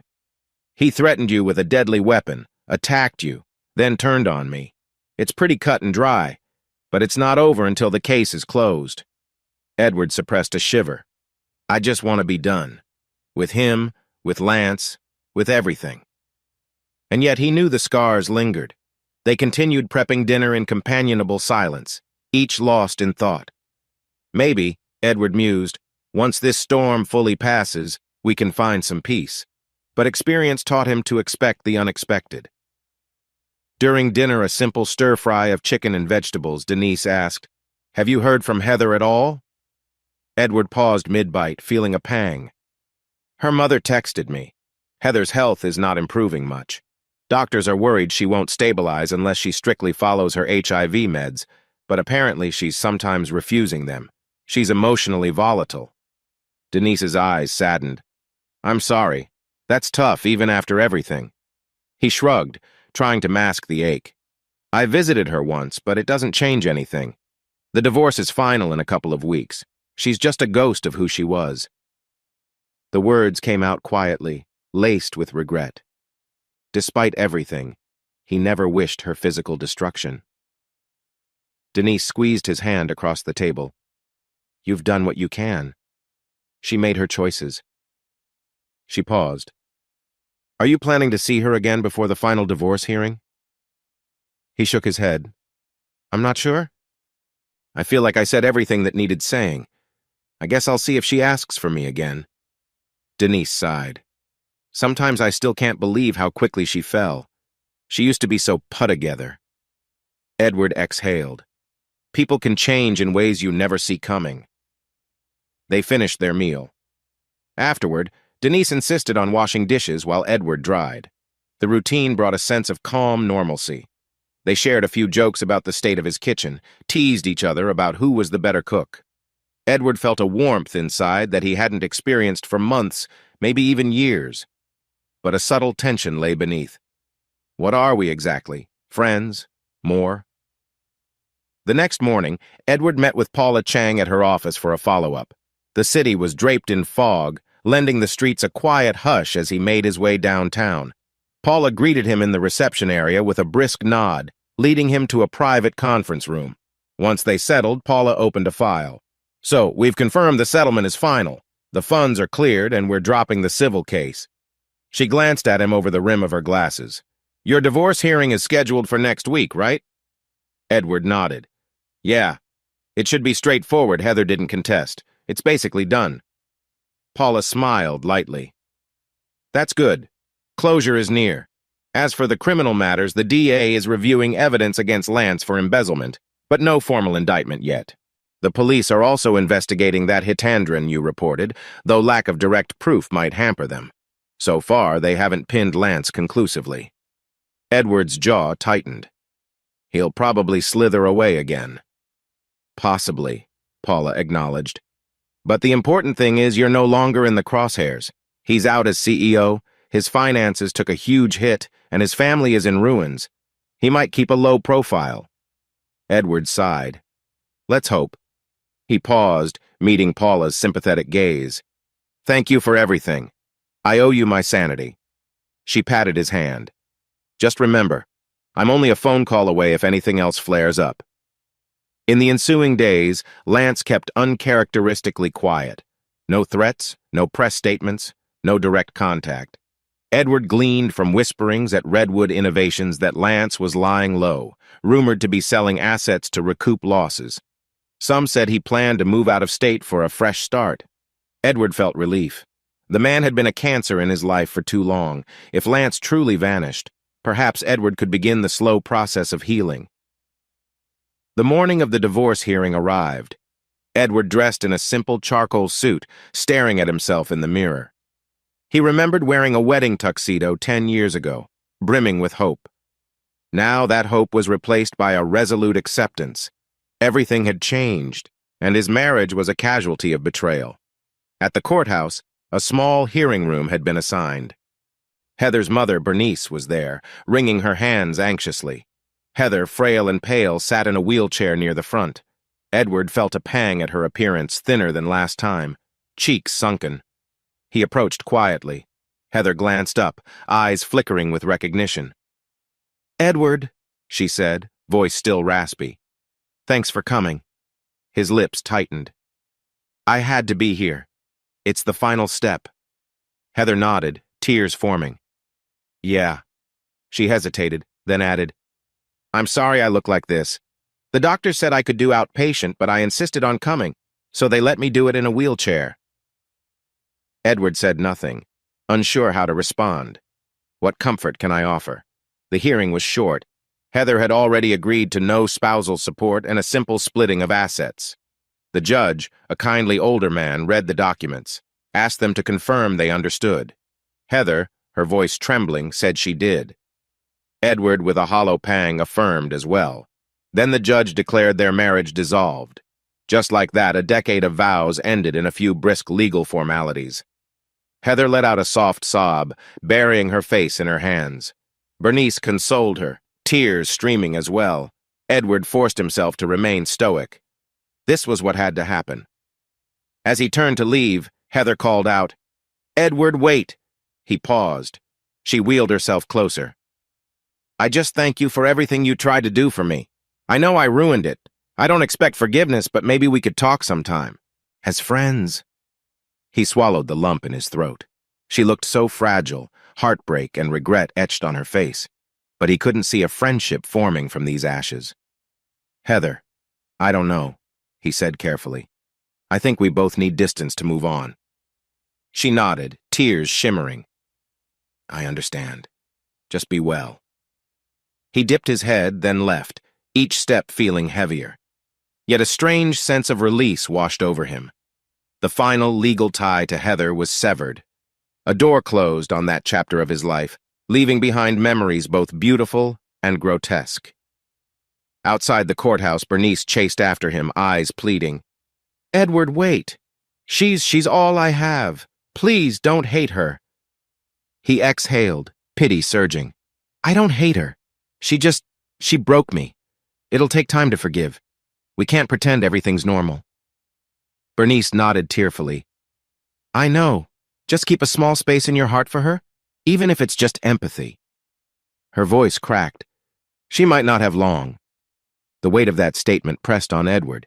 He reached out, gave Bernice's hand a gentle squeeze. I do feel empathy. I hope she recovers. But my life has to go on. Bernice let out a choked sob, nodding. I understand. She turned, heading back inside to comfort her daughter. Edward watched them go, swallowing the ache that built in his chest. Then he squared his shoulders and walked away, resolved to carve out a new beginning. Later that evening, Edward found himself at a small wine bar near his home, meeting Denise for a quiet celebration, if one could call it that. The place was intimate, candles flickering on each table, the hum of low conversations providing a soothing backdrop. Edward ordered a glass of Merlot, Denise a Chardonnay. They clinked glasses lightly. Denise offered a gentle smile. To your official freedom. Edward's lips twisted in a rueful grin. Freedom, right. She studied his face. You don't seem relieved. He exhaled. I am, in a sense. The nightmare is over, legally speaking. But there's a hollow feeling, too. 10 years of marriage ended in tragedy. Heather's health is dire. Lance may vanish, but the scars remain. Denise reached across, lightly touching his hand. Scars fade with time. You can rebuild. He met her gaze. You've been my rock. Thank you. A faint blush crept into his cheeks, surprising him. I don't know what I would have done without your support. Denise's eyes glimmered. You don't owe me anything, Edward. I cared about you as a friend. That's all. He felt a flutter of something deeper. Still, I appreciate it. They sipped their wine in companionable silence. After a moment, Denise shifted. So, Redwood Innovations, you've been shining there. They talk about you as a future director, maybe a VP. That's exciting.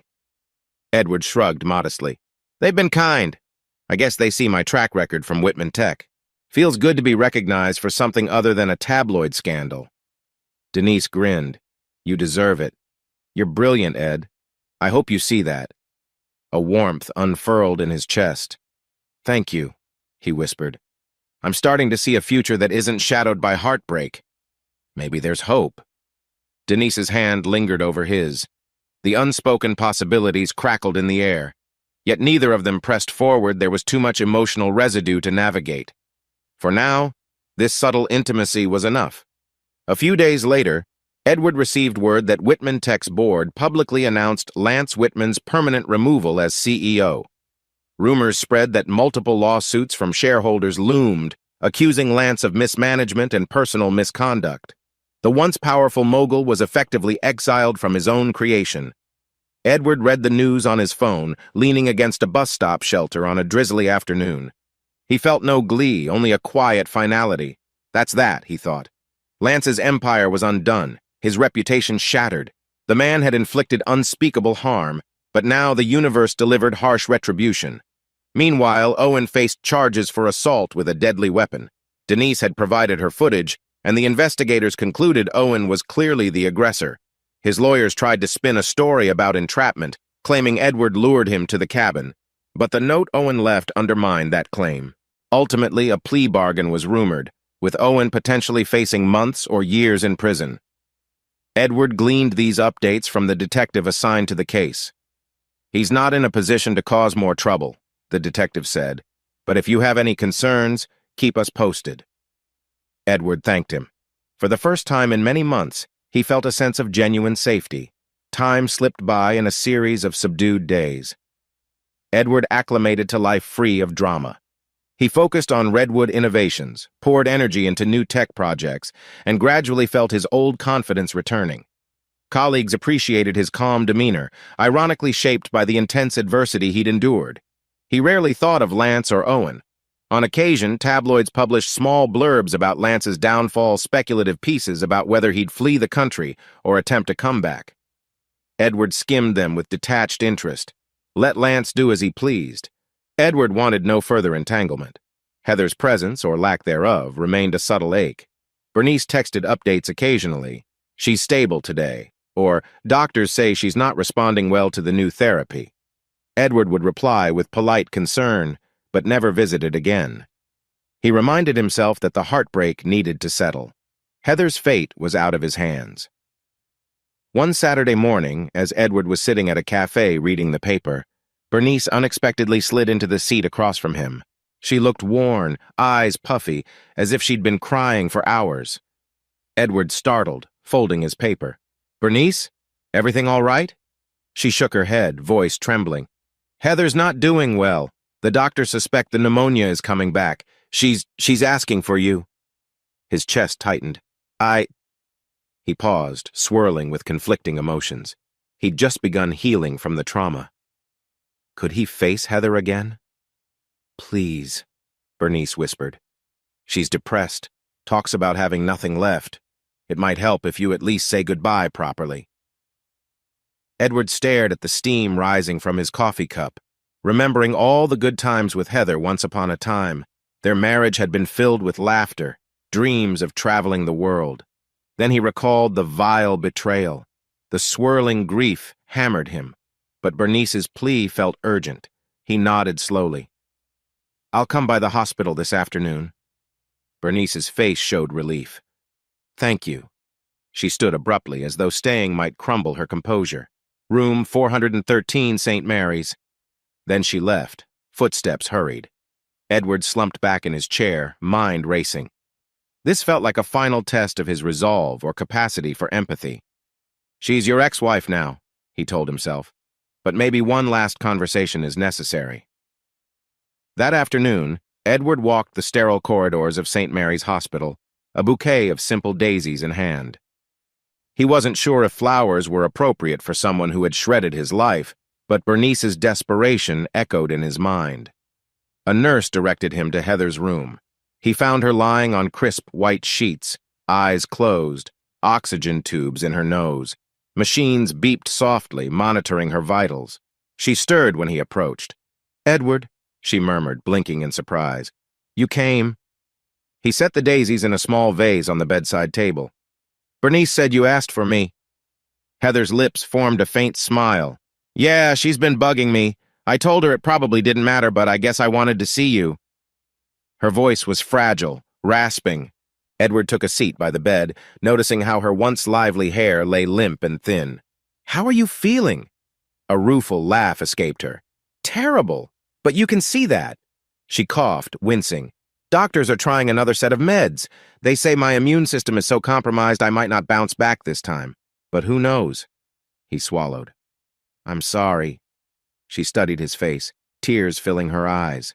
"Don't pity me. I did this to myself." A shuddery breath. "But I wanted to tell you that I'm truly sorry for everything. I know I've said it before, but I need you to understand I never meant for it to go so far. I was messed up, depressed. Then Lance took advantage, but I kept going back to him. It's on me." Edward listened quietly. The words stung, but they also resonated with sincerity. "I believe you," he said softly. "It doesn't erase the damage, but I believe you regret it." Heather nodded, tears leaking down her cheeks. "I do. I lost you. I lost everything." Her gaze flicked to the daisies. "We used to buy each other flowers spontaneously, remember? Just because we felt lucky." He recalled those small gestures of affection from their early years, stopping by a farmer's market for bouquets. "Yes," he said, throat tight. "We had some good times." She wept quietly, breath hitching. Edward gently placed his hand on the bed near hers, not touching but offering silent presence. "I hope you find some peace," he said quietly. Heather's eyes shimmered. "Edward, if I don't make it, can you find it in your heart to forgive me? Even a little? I don't want to leave this world with you hating me." He bowed his head, wrestling the swirling grief. Could he say the words she craved? I don't hate you," he managed. "I've tried to let go of hate. I can't promise I'll ever forget, but I do forgive you in my own way." A sob racked her frame, relief, perhaps. She murmured, "Thank you," over and over, tears staining her pale cheeks. They sat in hushed sadness. He reached out finally, brushing her hand lightly. She clutched it weakly, holding on as though it were a lifeline. For a moment, Edward let himself remember the Heather he had once adored, the passionate traveler who loved sunrise hikes and late-night pizza. The memory clashed violently with the present reality. Eventually, her breathing turned ragged, and a nurse came in to check vitals. Edward gently withdrew his hand. "I need to go," he whispered. "Get rest." Heather nodded, eyes heavy. "Thank you for coming," she breathed. "It means more than you know." He forced a small smile, then stepped out. As he walked down the corridor, he felt the burden lighten just a bit. Perhaps the ghost of bitterness had receded. The final conversation gave him closure. Even if she never recovers, he thought, I've made peace with her. Outside, dusk was falling. Edward took in a deep breath of the cool air, eyes lingering on the hospital's facade. The heartbreak was real, but for the first time, it didn't suffocate him. During the following weeks, Edward threw himself into work at Redwood Innovations. Hannah Levine, the CEO, called him into her office one afternoon. He walked in to find her scrolling through a tablet displaying company performance metrics. "Edward," Hannah said warmly, looking up, "I'm hearing stellar feedback about your efforts on the new data analytics platform. Clients praise your thoroughness and leadership." He acknowledged with a modest nod. "I appreciate the chance to contribute. It's been a good environment." She smiled. "We have big expansion plans, and we'd like you to spearhead one of our divisions. The formal title would be Director of Technical Services. Interested?" Edward's heart leapt. A director's role. He flashed back to the humiliations at Whitman Tech, constantly overshadowed by Lance's manipulations, culminating in personal ruin. Now, at Redwood, he found genuine respect.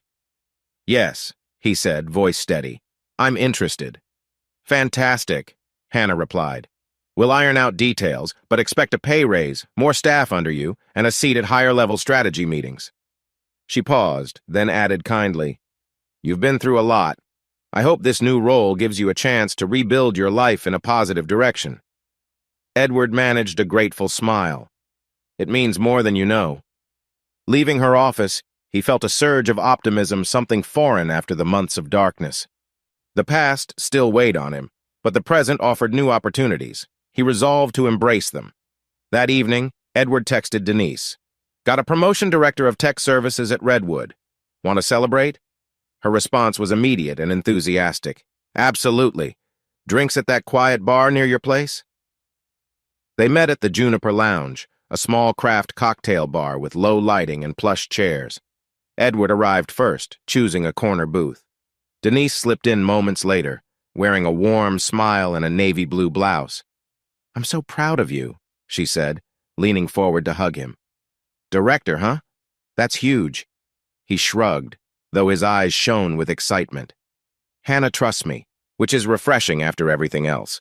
They ordered cocktails and old-fashioned for him, a lavender-infused gin concoction for her. Over the next hour, they traded stories about Redwood's future, staff drama, and a few comedic anecdotes from Denise's ongoing freelance PI gigs. At one point, Denise grew thoughtful, swirling her drink. "You know, it's nice seeing you with that spark back in your eyes. You were so weighed down when all this started." He nodded, feeling a warmth in his chest. "It's thanks to you, in large part. You never gave up on me." A soft blush colored her cheeks. "You're easy to root for, Edward. Despite it all, you stayed kind." Their gazes locked, a gentle current passing between them. For a moment, the rest of the bar seemed to fade. Edward felt an urge to reach across the table, but he hesitated.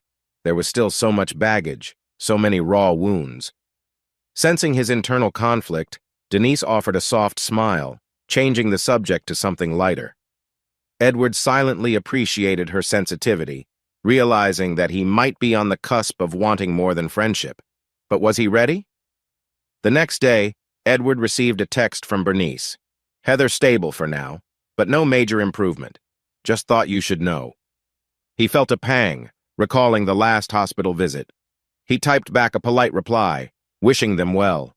Since that final conversation, Heather hadn't asked for him again. He assumed she was focusing on treatment or grappling with her own regrets.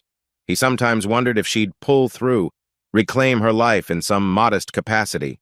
He wouldn't be part of that life anymore, but he didn't wish her ill. In quiet moments, he prayed she'd find some peace or purpose.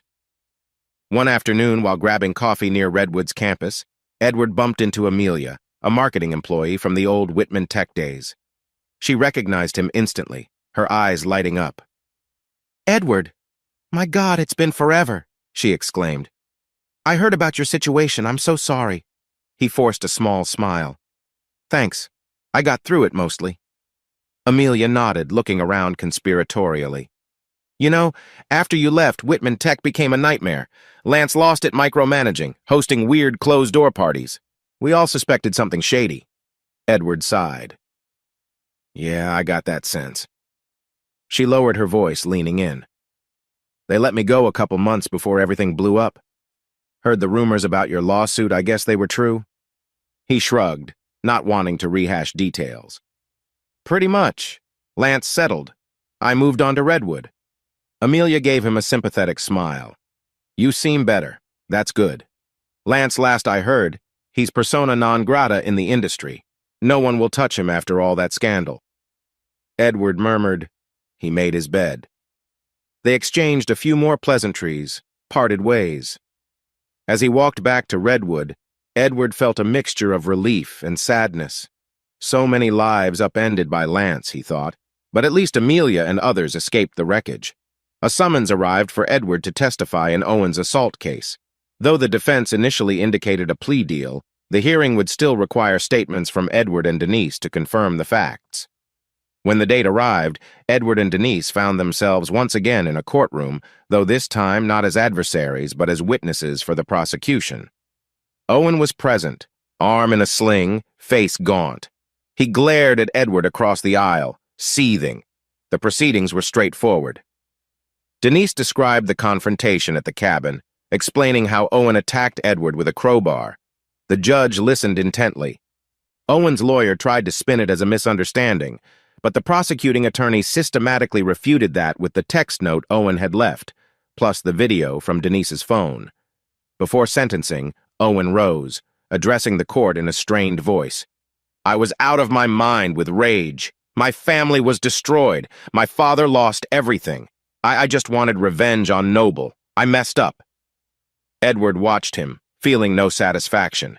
Just pity that the young man was so consumed by anger and self-destruction. The judge handed down a sentence of 1 year in county jail, with eligibility for parole after 8 months. Owen's face twisted in a mix of relief and resentment. As he was led away, he shot Edward a final glare. Edward held his gaze, not flinching, though it stirred a hollow ache. Such wasted potential, he thought. Outside the courthouse, Denise exhaled deeply. "You okay?" Edward nodded. "Yeah. Feels anticlimactic, but I guess that's how it ends for him." He paused. "Thank you for testifying." She squeezed his arm gently. "Anytime." With Owen's sentencing, Edward felt a renewed sense of security. The major threats Lance's vendetta, Owen's violence had been diffused. Lance was bankrupt in reputation, likely lurking somewhere far away. Owen was jailed. Heather was no longer a threat. She was simply a sick ex-wife who'd lost everything. Nightmares that once tormented Edward began to recede. He slept more soundly, focusing on Redwood's expansion plans. Whenever he felt a pang of bitterness, he remembered the progress he'd made and the emotional release from telling Heather he forgave her. The cycle of rage was finally broken. As part of his emotional reset, Edward decided to sell the suburban house he once shared with Heather. The place held too many memories, some precious, others searing. After consulting a realtor, he put it on the market. The real estate scene in Seattle was brisk, and within weeks, a young couple expressed interest. Walking through the empty rooms after moving out most of his belongings, Edward felt a swirl of nostalgia. He recalled the day they'd moved in, newlywed hopes swirling around them. He'd painted walls with cheerful colors to reflect Heather's travel-inspired style. He'd set up a cozy office. They'd made love in the living room on a whim. All that was gone. He closed the door one last time, heart heavy yet resolute. Let the new owners build their own memories here, he thought. He planned to find a sleek condo closer to Redwood, a modern space with no ghosts in the walls. A few weeks later, Edward discovered it was Denise's birthday. She'd never mentioned it before, so he asked a mutual friend at Redwood who spilled the beans. Hoping to surprise her, Edward gathered a small group Paula Chang, plus a handful of colleagues, and organized a casual celebration at a trendy lounge. Denise arrived that evening, suspecting nothing. When she walked in, the group shouted, "Happy birthday!" She laughed, genuine surprise lighting her face. Edward presented a small gift, a delicate silver bracelet. Her eyes misted slightly as she thanked him. Throughout the evening, they chatted, clinked glasses, and teased Denise about turning 1 year older and wiser. In a quiet moment, she pulled Edward aside. "You orchestrated this, didn't you?" He chuckled. "Maybe I had help from Paula. But yeah." She gazed at him, her expression warm and vulnerable. "Thank you. No one's ever made a fuss over my birthday like this." He felt a tug in his chest. "You deserve it," he said simply. As the night wore on, the group eventually dwindled. Paula left with a wave. Colleagues said their farewells. Soon, it was just Edward and Denise in a corner booth, the lounge music drifting softly. Denise fiddled with the bracelet on her wrist. "You're so thoughtful," she murmured. I'm not used to it." Edward's heart thumped. Memories of heartbreak warred with a dawning sense that perhaps he could risk opening up again. He studied her face, a dear friend who'd stood by him, saved his life literally, shot Owen to protect him. She was strong, caring, witty. Could we be more than friends? He took a breath. "Denise, there's something I've been thinking about. We've gotten close." Her cheeks flushed. She looked at him with equal parts hope and trepidation. "Yeah?" Edward swallowed. "I want to be sure I'm ready. I'm not the same man I was before Heather's betrayal, but I'm healing. And you've become incredibly important to me." He paused, heart pounding. "Would you ever consider maybe us exploring something more?" Denise's eyes glistened. She reached for his hand. "I've thought about it too, but I worried you might need more time." He exhaled, relieved she didn't recoil. "Time is good, yes. I just don't want to lose the chance if we both feel something." She nodded, her voice soft. "I do feel something, but we can go slowly, no rush." A gentle smile curved her lips. "Let's see where it leads." In the dim glow of the lounge, they shared a tender moment, hands entwined. Edward's mind flickered with hope. Maybe life can blossom again, after the storm. They spent the following weeks developing a cautious, sweet dynamic. No dramatic declarations, no sudden leaps. Rather, dinners turned more personal, nights ended with soft kisses at Edward's door. They laughed about how ironically normal it all felt, given the traumatic roads that led them here. Edward confided in Denise about his lingering fears. What if the baggage from Heather overshadowed their chance at happiness? Denise, in turn, admitted her nightmares about shooting Owen. They supported each other, forging a bond not just built on attraction, but on mutual scars. One crisp morning, while Edward was finalizing Redwood's proposals for a new client, his phone buzzed with a caller ID labeled "private number." He frowned, answered cautiously. "Hello?" A familiar voice rasped, "Edward, it's Lance." His blood ran cold. "What do you want?" he asked, tension snapping through him. He hadn't heard from Lance in weeks, months even, a bitter chuckle. "I'm not calling to threaten you. I lost everything, you know. The company, my reputation, my fortune." There was a shaky breath. "I'm heading out of the country, indefinite. Figured I'd say goodbye. Maybe it's an attempt to find closure." Edward clenched the phone, anger simmering. "Closure? You orchestrated my wife's betrayal, destroyed my marriage, nearly got me killed. You tried to run me off the road, remember? You're lucky I didn't press harder for criminal charges." A rueful sigh from Lance. "I'm not denying any of it. I was a bastard. I wanted power, control. Heather was just a toy, and your pain was part of my twisted game." He paused. "You made me pay, Edward. You and Paula, so congratulations." Edward's pulse pounded. "Why call now?" Lance coughed softly. "Because I'm done. I realized I need to leave if I have any chance to survive. The board forced me to sign over all shares. The lawsuits keep piling up. Owen's in jail. My family is destroyed." Another bitter laugh. "I guess I just wanted to say you won, and maybe I regret some of it." Edward's lips curled in disgust. "Some of it? You regret some of it?" A pause. "I regret crossing you," Lance finally said, voice subdued. "I regret letting my ego drive me to monstrous acts. But regrets won't fix anything. Anyway, I'm out of Seattle tonight. You won't see me again. Edward took a breath, emotions swirling between fury and a weird pity. So that's it. You vanish? Yeah, Lance whispered. I hope you find peace. Believe it or not, in my twisted mind, I never wanted this level of harm. A final pause. Good luck, Noble. The line disconnected. Edward stood there, phone in hand, trembling. A swirl of adrenaline coursed through him. He's fleeing, he thought. Maybe that's for the best. He realized he felt relief, no more Lance lurking in the shadows. Also a thread of pity for a man who'd thrown away everything for lust and arrogance. That evening, Edward told Denise about the call as they strolled along a waterfront promenade. Seagulls wheeled overhead, and the sound shimmered under the setting sun. So, Lance is gone, he concluded. Off to some foreign country, broke and disgraced. Denise exhaled, linking her arm through his. I'm not sure what I expected, but good riddance, right? He nodded, brow furrowed. Yes, though part of me wonders if he can cause trouble from afar, or if he'll ever realize how many lives he ruined. Denise squeezed his arm. Let it go. He's out of your life. You have a new beginning, free of his shadow. Edward gazed at her, a soft smile forming.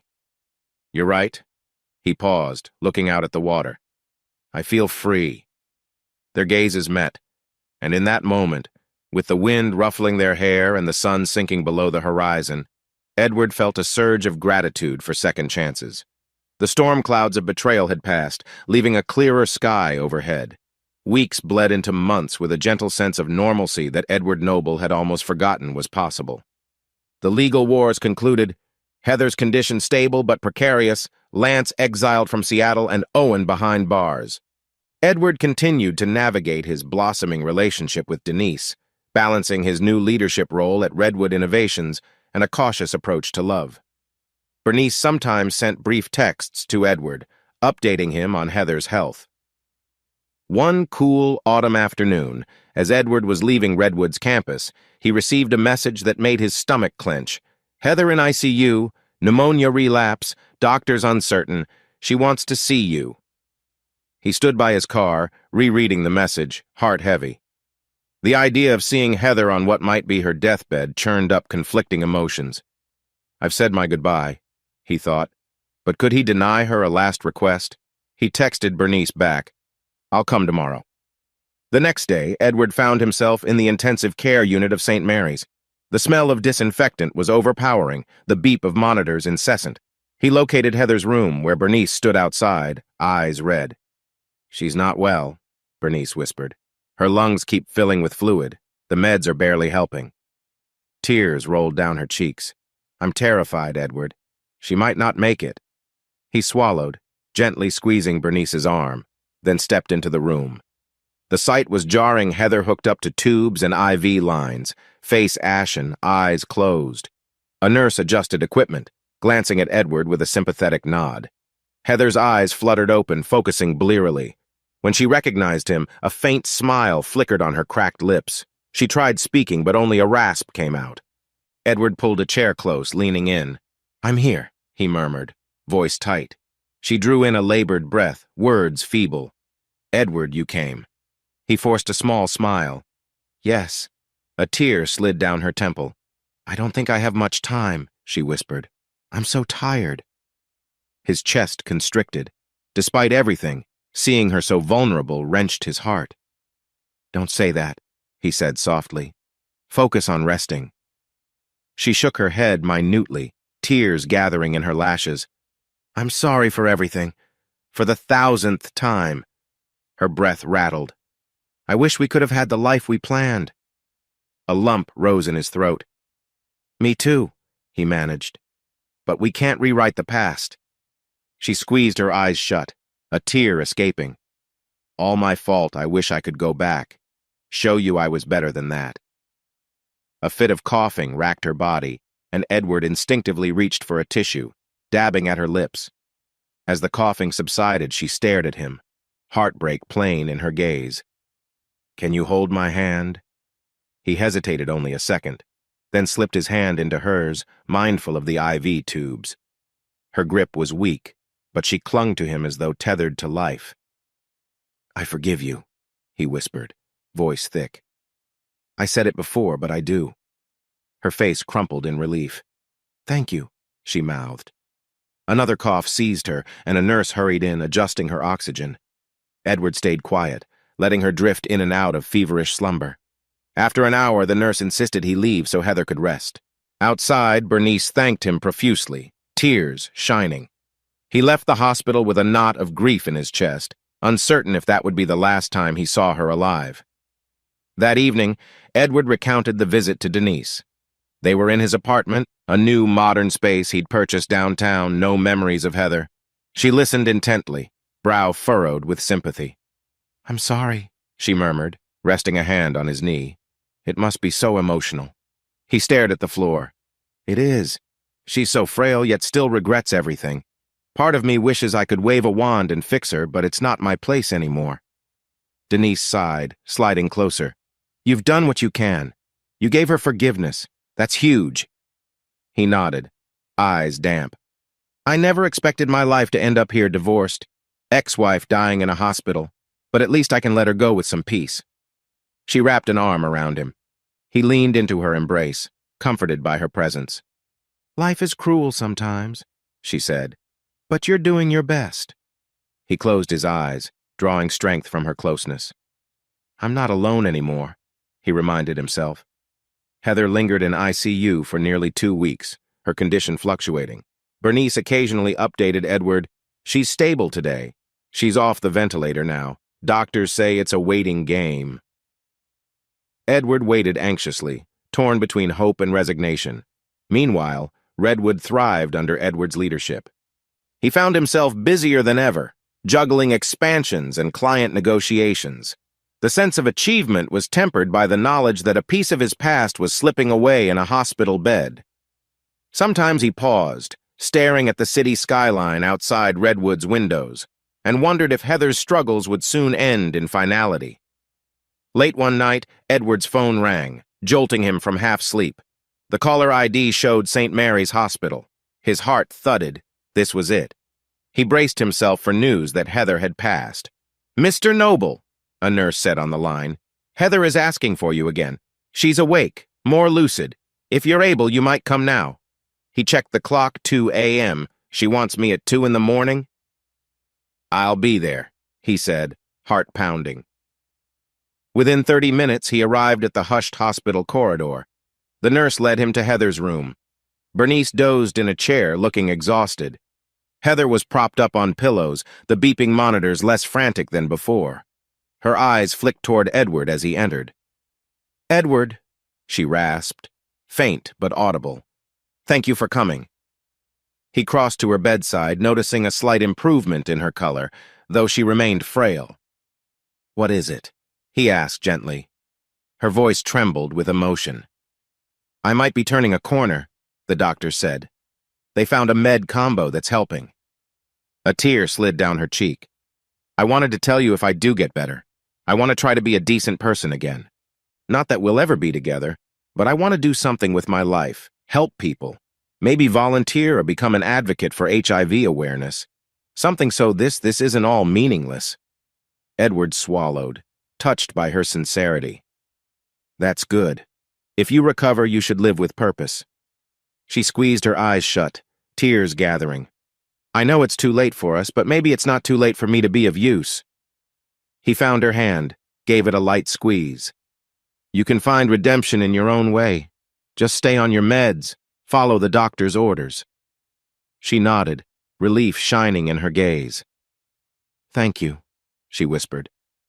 "I'm so grateful you came. I know it's complicated, but you being here helps me remember I wasn't always this mess. We had some good memories, right?" He managed a faint smile. "We did. Hold on to those, let them guide you." She sniffled, then coughed lightly. "I will.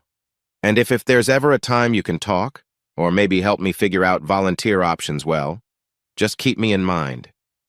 He nodded slowly. "Focus on getting out of here first, one step at a time."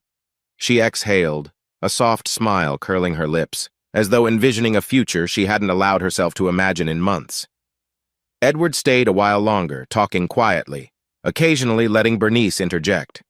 By the time he left, dawn was approaching.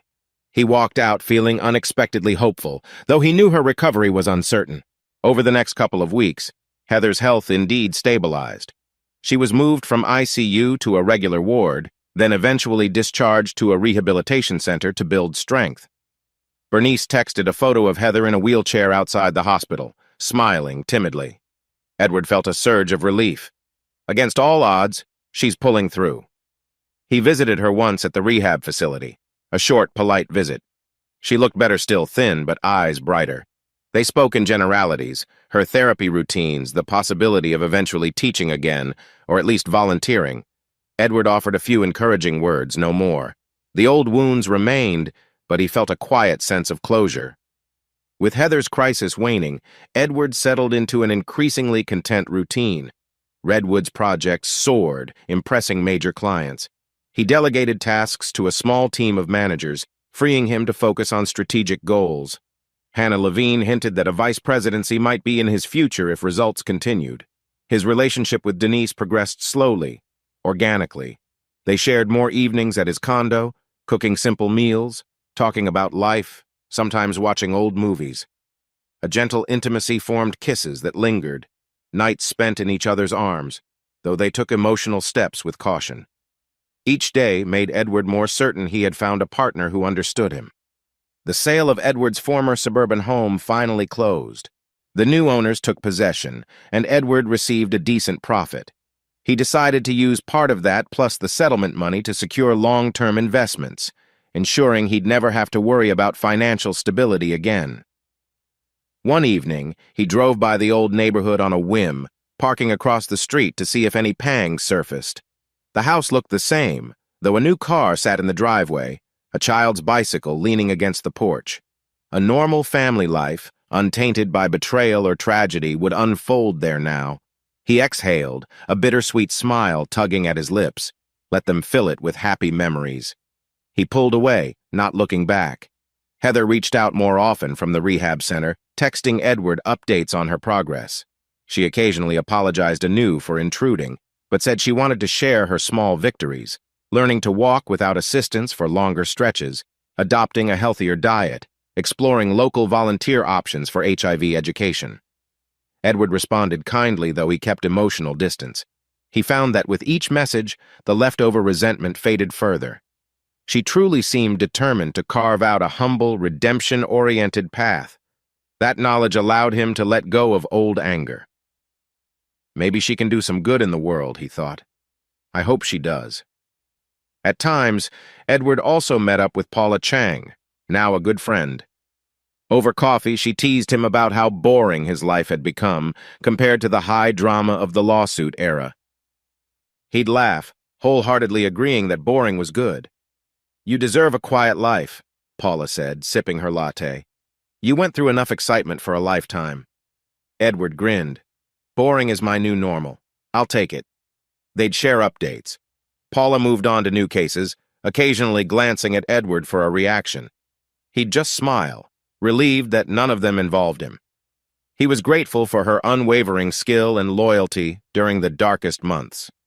One night, Edward and Denise strolled along a quiet park trail, the city lights twinkling in the distance. The air was crisp, leaves rustling underfoot. Denise seemed pensive. Finally, she said, I have to tell you something, Edward. I'm thinking of returning to full-time PI work. I miss the investigative rush, and people keep asking for my help.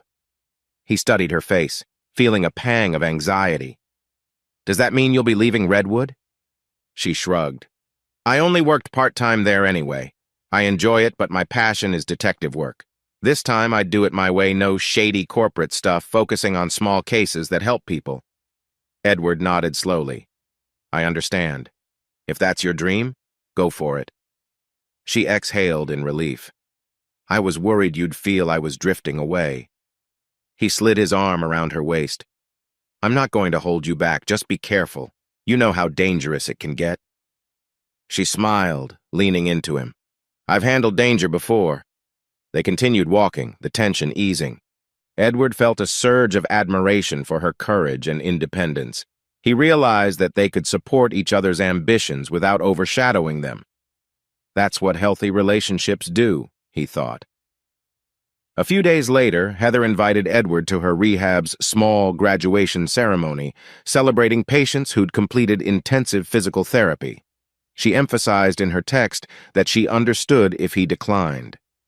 Edward wrestled with the decision, but ultimately chose to go, wanting to show moral support. Denise accompanied him, giving quiet encouragement. They arrived at the modest event, finding a small rec room adorned with balloons. Several patients in wheelchairs or on crutches accepted certificates from staff. Heather stood off to the side, leaning on a cane, smiling shyly when she spotted Edward. He approached, introducing Denise politely. Heather's eyes flickered with recognition. Denise had been the co-worker who suspected Heather's affair from the start. Yet Heather managed a gentle nod, not a trace of hostility in her expression. She's changed, Edward realized. When the staff called Heather's name, she moved forward carefully, receiving a certificate. Applause filled the room. She teared up, thanking the team for saving her life. Edward clapped softly, feeling oddly proud. The vow she made to do better seemed real. Afterward, they gathered for light refreshments. Heather said quietly to Edward, "Thank you for coming. It means a lot." He gave a mild smile. "I'm glad to see you on your feet again." She glanced at Denise, a flicker of regret crossing her face. "I know I can't change the past, but I'm sorry for hurting so many people." Denise studied her, then offered a small nod. "We all move forward. I'm glad you're doing better." A fragile peace settled among them. Heather soon excused herself to talk with another patient, leaving Edward and Denise alone. They shared a look of relief. "We're all healing," Edward thought. That night, Edward lay awake in bed, Denise sleeping softly beside him. He stared at the ceiling, reflecting on the tumultuous journey. Heather had survived, changed course. Lance had vanished overseas, presumably. Owen was behind bars, paying for his violence. And me? He turned his head toward Denise's sleeping form, a gentle warmth filling his heart. "I'm building something new." He recalled timid Edward from a year ago, suspicious but uncertain, overshadowed by betrayal. Now he felt stronger, tested by fire, forging a new identity on the ashes of heartbreak. The settlement money secured his future, Redwood Innovations gave him professional fulfillment, and Denise offered a blossoming romance grounded in mutual respect.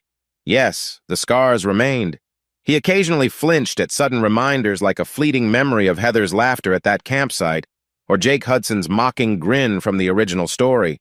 But he discovered that scars didn't have to define him. They were proof of survival. He gently stroked Denise's shoulder. She stirred, peering at him through half-lidded eyes. "You okay?" she murmured. He smiled in the dim light. "Just thinking how far I've come." She shifted closer, pressing her forehead against his. "You deserve the peace now." "I do," he whispered, leaning into a tender kiss, heart brimming with gratitude. "I won't squander this second chance," he vowed silently. "I'll embrace it." Several more months glided by, each day layering fresh normalcy onto Edward Noble's life. The old chaos of betrayal and revenge gradually became a distant memory, overshadowed by quiet joy, career success, and the steady presence of Denise. Under Edward's direction, Redwood Innovations launched a pioneering data platform, securing a high-profile contract with a national finance firm. The triumph catapulted Redwood's reputation, and Hannah Levine publicly praised Edward's leadership, hinting at an even bigger role awaiting him. He found satisfaction in guiding a team that respected his expertise rather than undermining him. During a celebratory lunch, Hannah pulled Edward aside. "We're expanding to the East Coast. I'd like you to oversee that project. It'll mean some travel, maybe even a relocation if you're open to it." Edward's heart quickened. A relocation? He thought of Denise, how she was reestablishing her PI practice in Seattle. "I'm flattered," he said carefully. "I need to consider personal factors, but I'm intrigued." Hannah nodded, understanding. "No rush. Let me know. The opportunity is there whenever you're ready." Meanwhile, Denise's private investigation business picked up steam. She tackled cases ranging from missing pets to suspected infidelity. Sometimes the latter triggered Edward's memories of Heather's betrayal, but he kept it in check. This is her profession, he reminded himself. One evening, she came home excited. I helped reunite a runaway teen with her worried parents, she told Edward, eyes bright. Feels good to do real good, not just corporate espionage. He kissed her cheek, proud. You're amazing. They settled into a comfortable routine. Denise occasionally left on stakeouts, returning at odd hours. Edward had learned to trust her independence. In turn, she'd keep him informed about any potential dangers, and he offered her unwavering emotional support. Heather continued rehab, gradually regaining a degree of health. She found volunteer work with an HIV outreach program, speaking to at-risk communities about her experiences, cautioning them against the downward spiral she'd once embraced. Bernice texted Edward videos of Heather giving modest talks, timid but earnest. He felt a quiet pride, seeing her channel regret into something constructive. They rarely met in person, maybe once every couple of months for a quick coffee, each time friendly but reserved. The divorce remained final, their romantic connection irrevocably severed, yet a strange camaraderie formed around the notion of surviving tragedy. Heather would ask about Redwood or Denise, and Edward responded politely, no longer feeling the sting of betrayal. She often apologized anew, though he'd wave it off, reminding her the past was behind them. One brisk afternoon, Edward was leaving Redwood's campus when he nearly collided with a figure in the lobby. To his shock, it was Candy, a friend of Heather's from their early marriage days, whom Edward hadn't seen in years. "Edward!" Candy exclaimed, eyes wide. "I was hoping to see you. I heard you work here now." He blinked, unsettled. "Candy, hi. Long time." She nodded, shifting awkwardly. "I'm in town for a conference. I heard about your divorce from Heather. I'm so sorry I never knew the details." He forced a cordial tone. "It's all in the past now." Candy sighed. "Heather told me some of it. She's doing surprisingly okay, considering. I always worried you might never speak again." Edward offered a faint smile. "We speak occasionally, in a civil manner. She's focusing on outreach, which is good." Candy nodded, rummaging in her purse. "I wanted to give you this letter from her. She asked me to deliver it, said it's more personal. I don't know what it says." She handed Edward a small envelope. Frowning, he slid it into his briefcase. "All right, thanks." After a few more pleasantries, they parted ways. Edward drove home, the envelope stirring curiosity. That evening, in the quiet of his condo, he opened it. The letter was written in Heather's neat handwriting.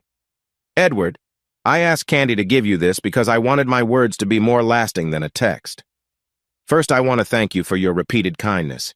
You visited me in the hospital. You forgave me when I hardly deserved it. Now that I'm stable, I've realized the depth of what I almost lost my life, my soul. I know we can't go back. I don't expect or want that. But I want you to know I found a sense of purpose in helping others avoid my mistakes. Each time I speak to a group, I mention a friend, not by name, who tried so hard to save me from myself. That friend is you. I wish you every happiness with Redwood, with Denise, if that's where your heart lies. You deserve a future free of the shadow I caused. I still live with regrets, but I'm learning to manage them in a healthier way. Thank you for giving me the chance to do so without your hatred overshadowing me. You'll never know how much that means. Stay well, Edward. I'm always cheering you on from afar. Heather." He read the letter twice. Emotions, swirling sadness, relief, affection, closure. She was truly letting him go, while acknowledging the role he'd played in her survival. This is good, he told himself. We can both move forward.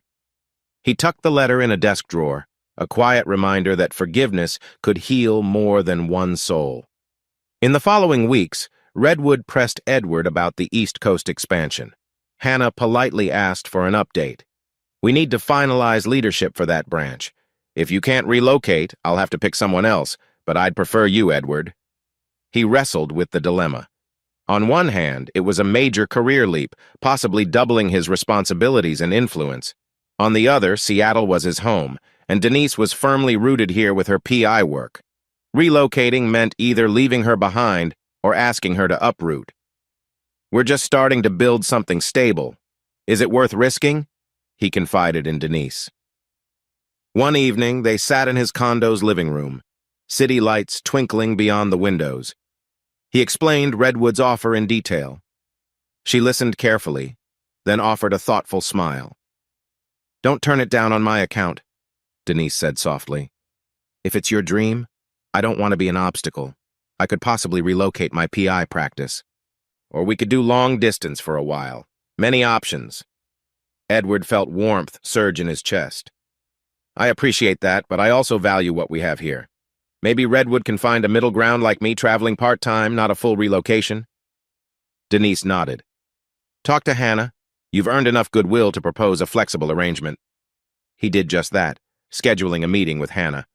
She seemed open to the idea of Edward traveling monthly to the East Coast site while keeping Seattle as his home base. "We can try a 6-month pilot," she said. "If it's successful, we'll see how it evolves." Relieved, Edward accepted. He informed Denise, who smiled. "See? Win-win. You get the expansion project, we keep building our life in Seattle." They celebrated quietly with dinner at a cozy Italian restaurant. Edward raised a glass of red wine. "To compromise," he toasted, "and new beginnings that don't tear us apart." Denise clinked glasses with a gentle laugh. "I'll drink to that." Time passed, and the day of Owen's parole hearing arrived. Edward only heard about it secondhand, from the detective who handled the assault case. "He's likely to get out soon for good behavior," the detective mentioned casually. A week later, Edward was walking downtown when he spotted a familiar figure across the street, Owen, newly out of jail, leaning against a bus stop. A jolt of adrenaline hit Edward. Should he ignore him? But Owen noticed him too, their eyes locked. Cautiously, Edward crossed the street, heart pounding. Owen looked thinner, haunted. He gave Edward a wary nod. "Noble," he said, voice subdued. Edward swallowed. "You're out?" Owen shrugged. "A few days now. I'm staying with a cousin for a bit, trying to figure out my life." An awkward silence stretched. Edward braced for hostility, but none came. Owen's gaze flickered to the ground. "Look, I'm not here to fight. Prison gave me a lot of time to think. I messed up big time.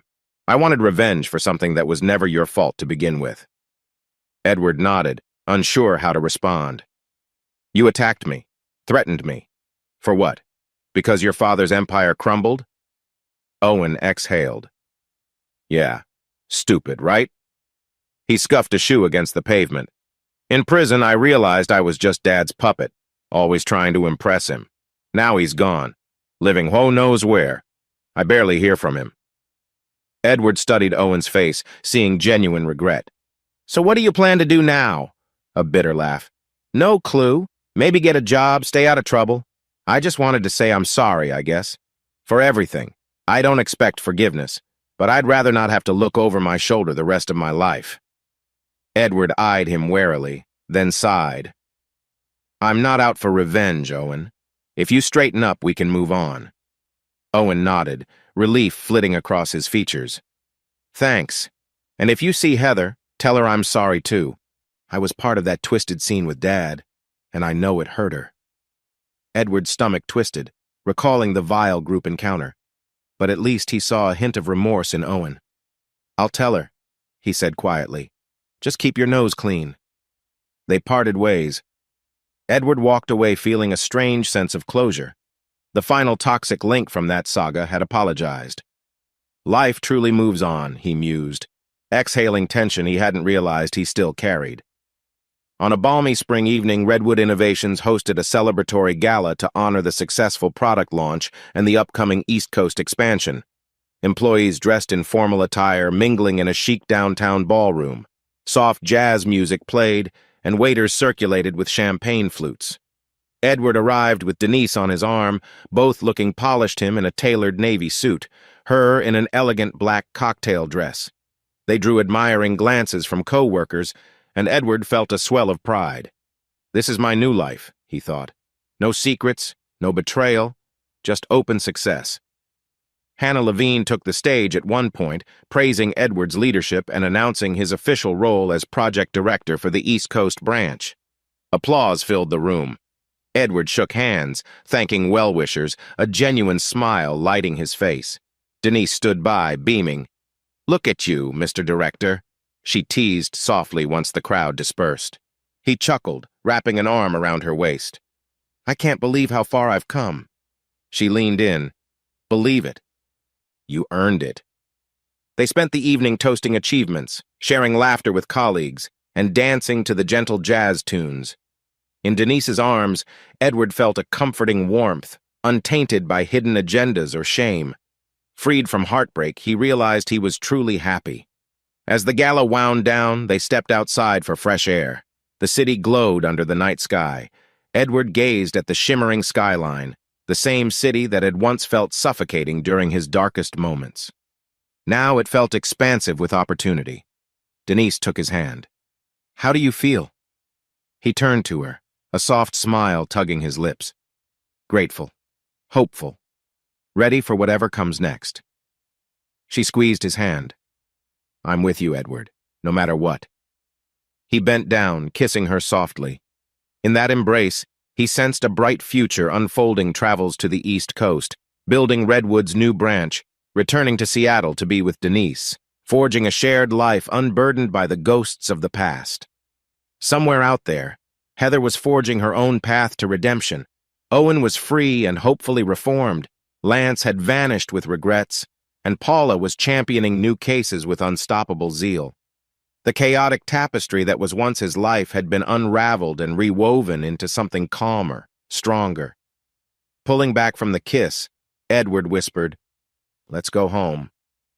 Denise smiled, eyes shining. "Home," she repeated, as if affirming that the two of them were each other's shelter from the storms that once raged. They walked away from the ballroom, arm in arm, disappearing into the Seattle night. Above them, the stars glimmered faintly, like quiet witnesses to a story of ruin and resurrection.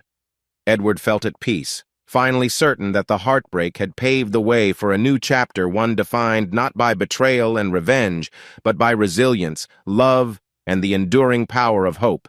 Hey, listeners of Temptress Cheating Tales!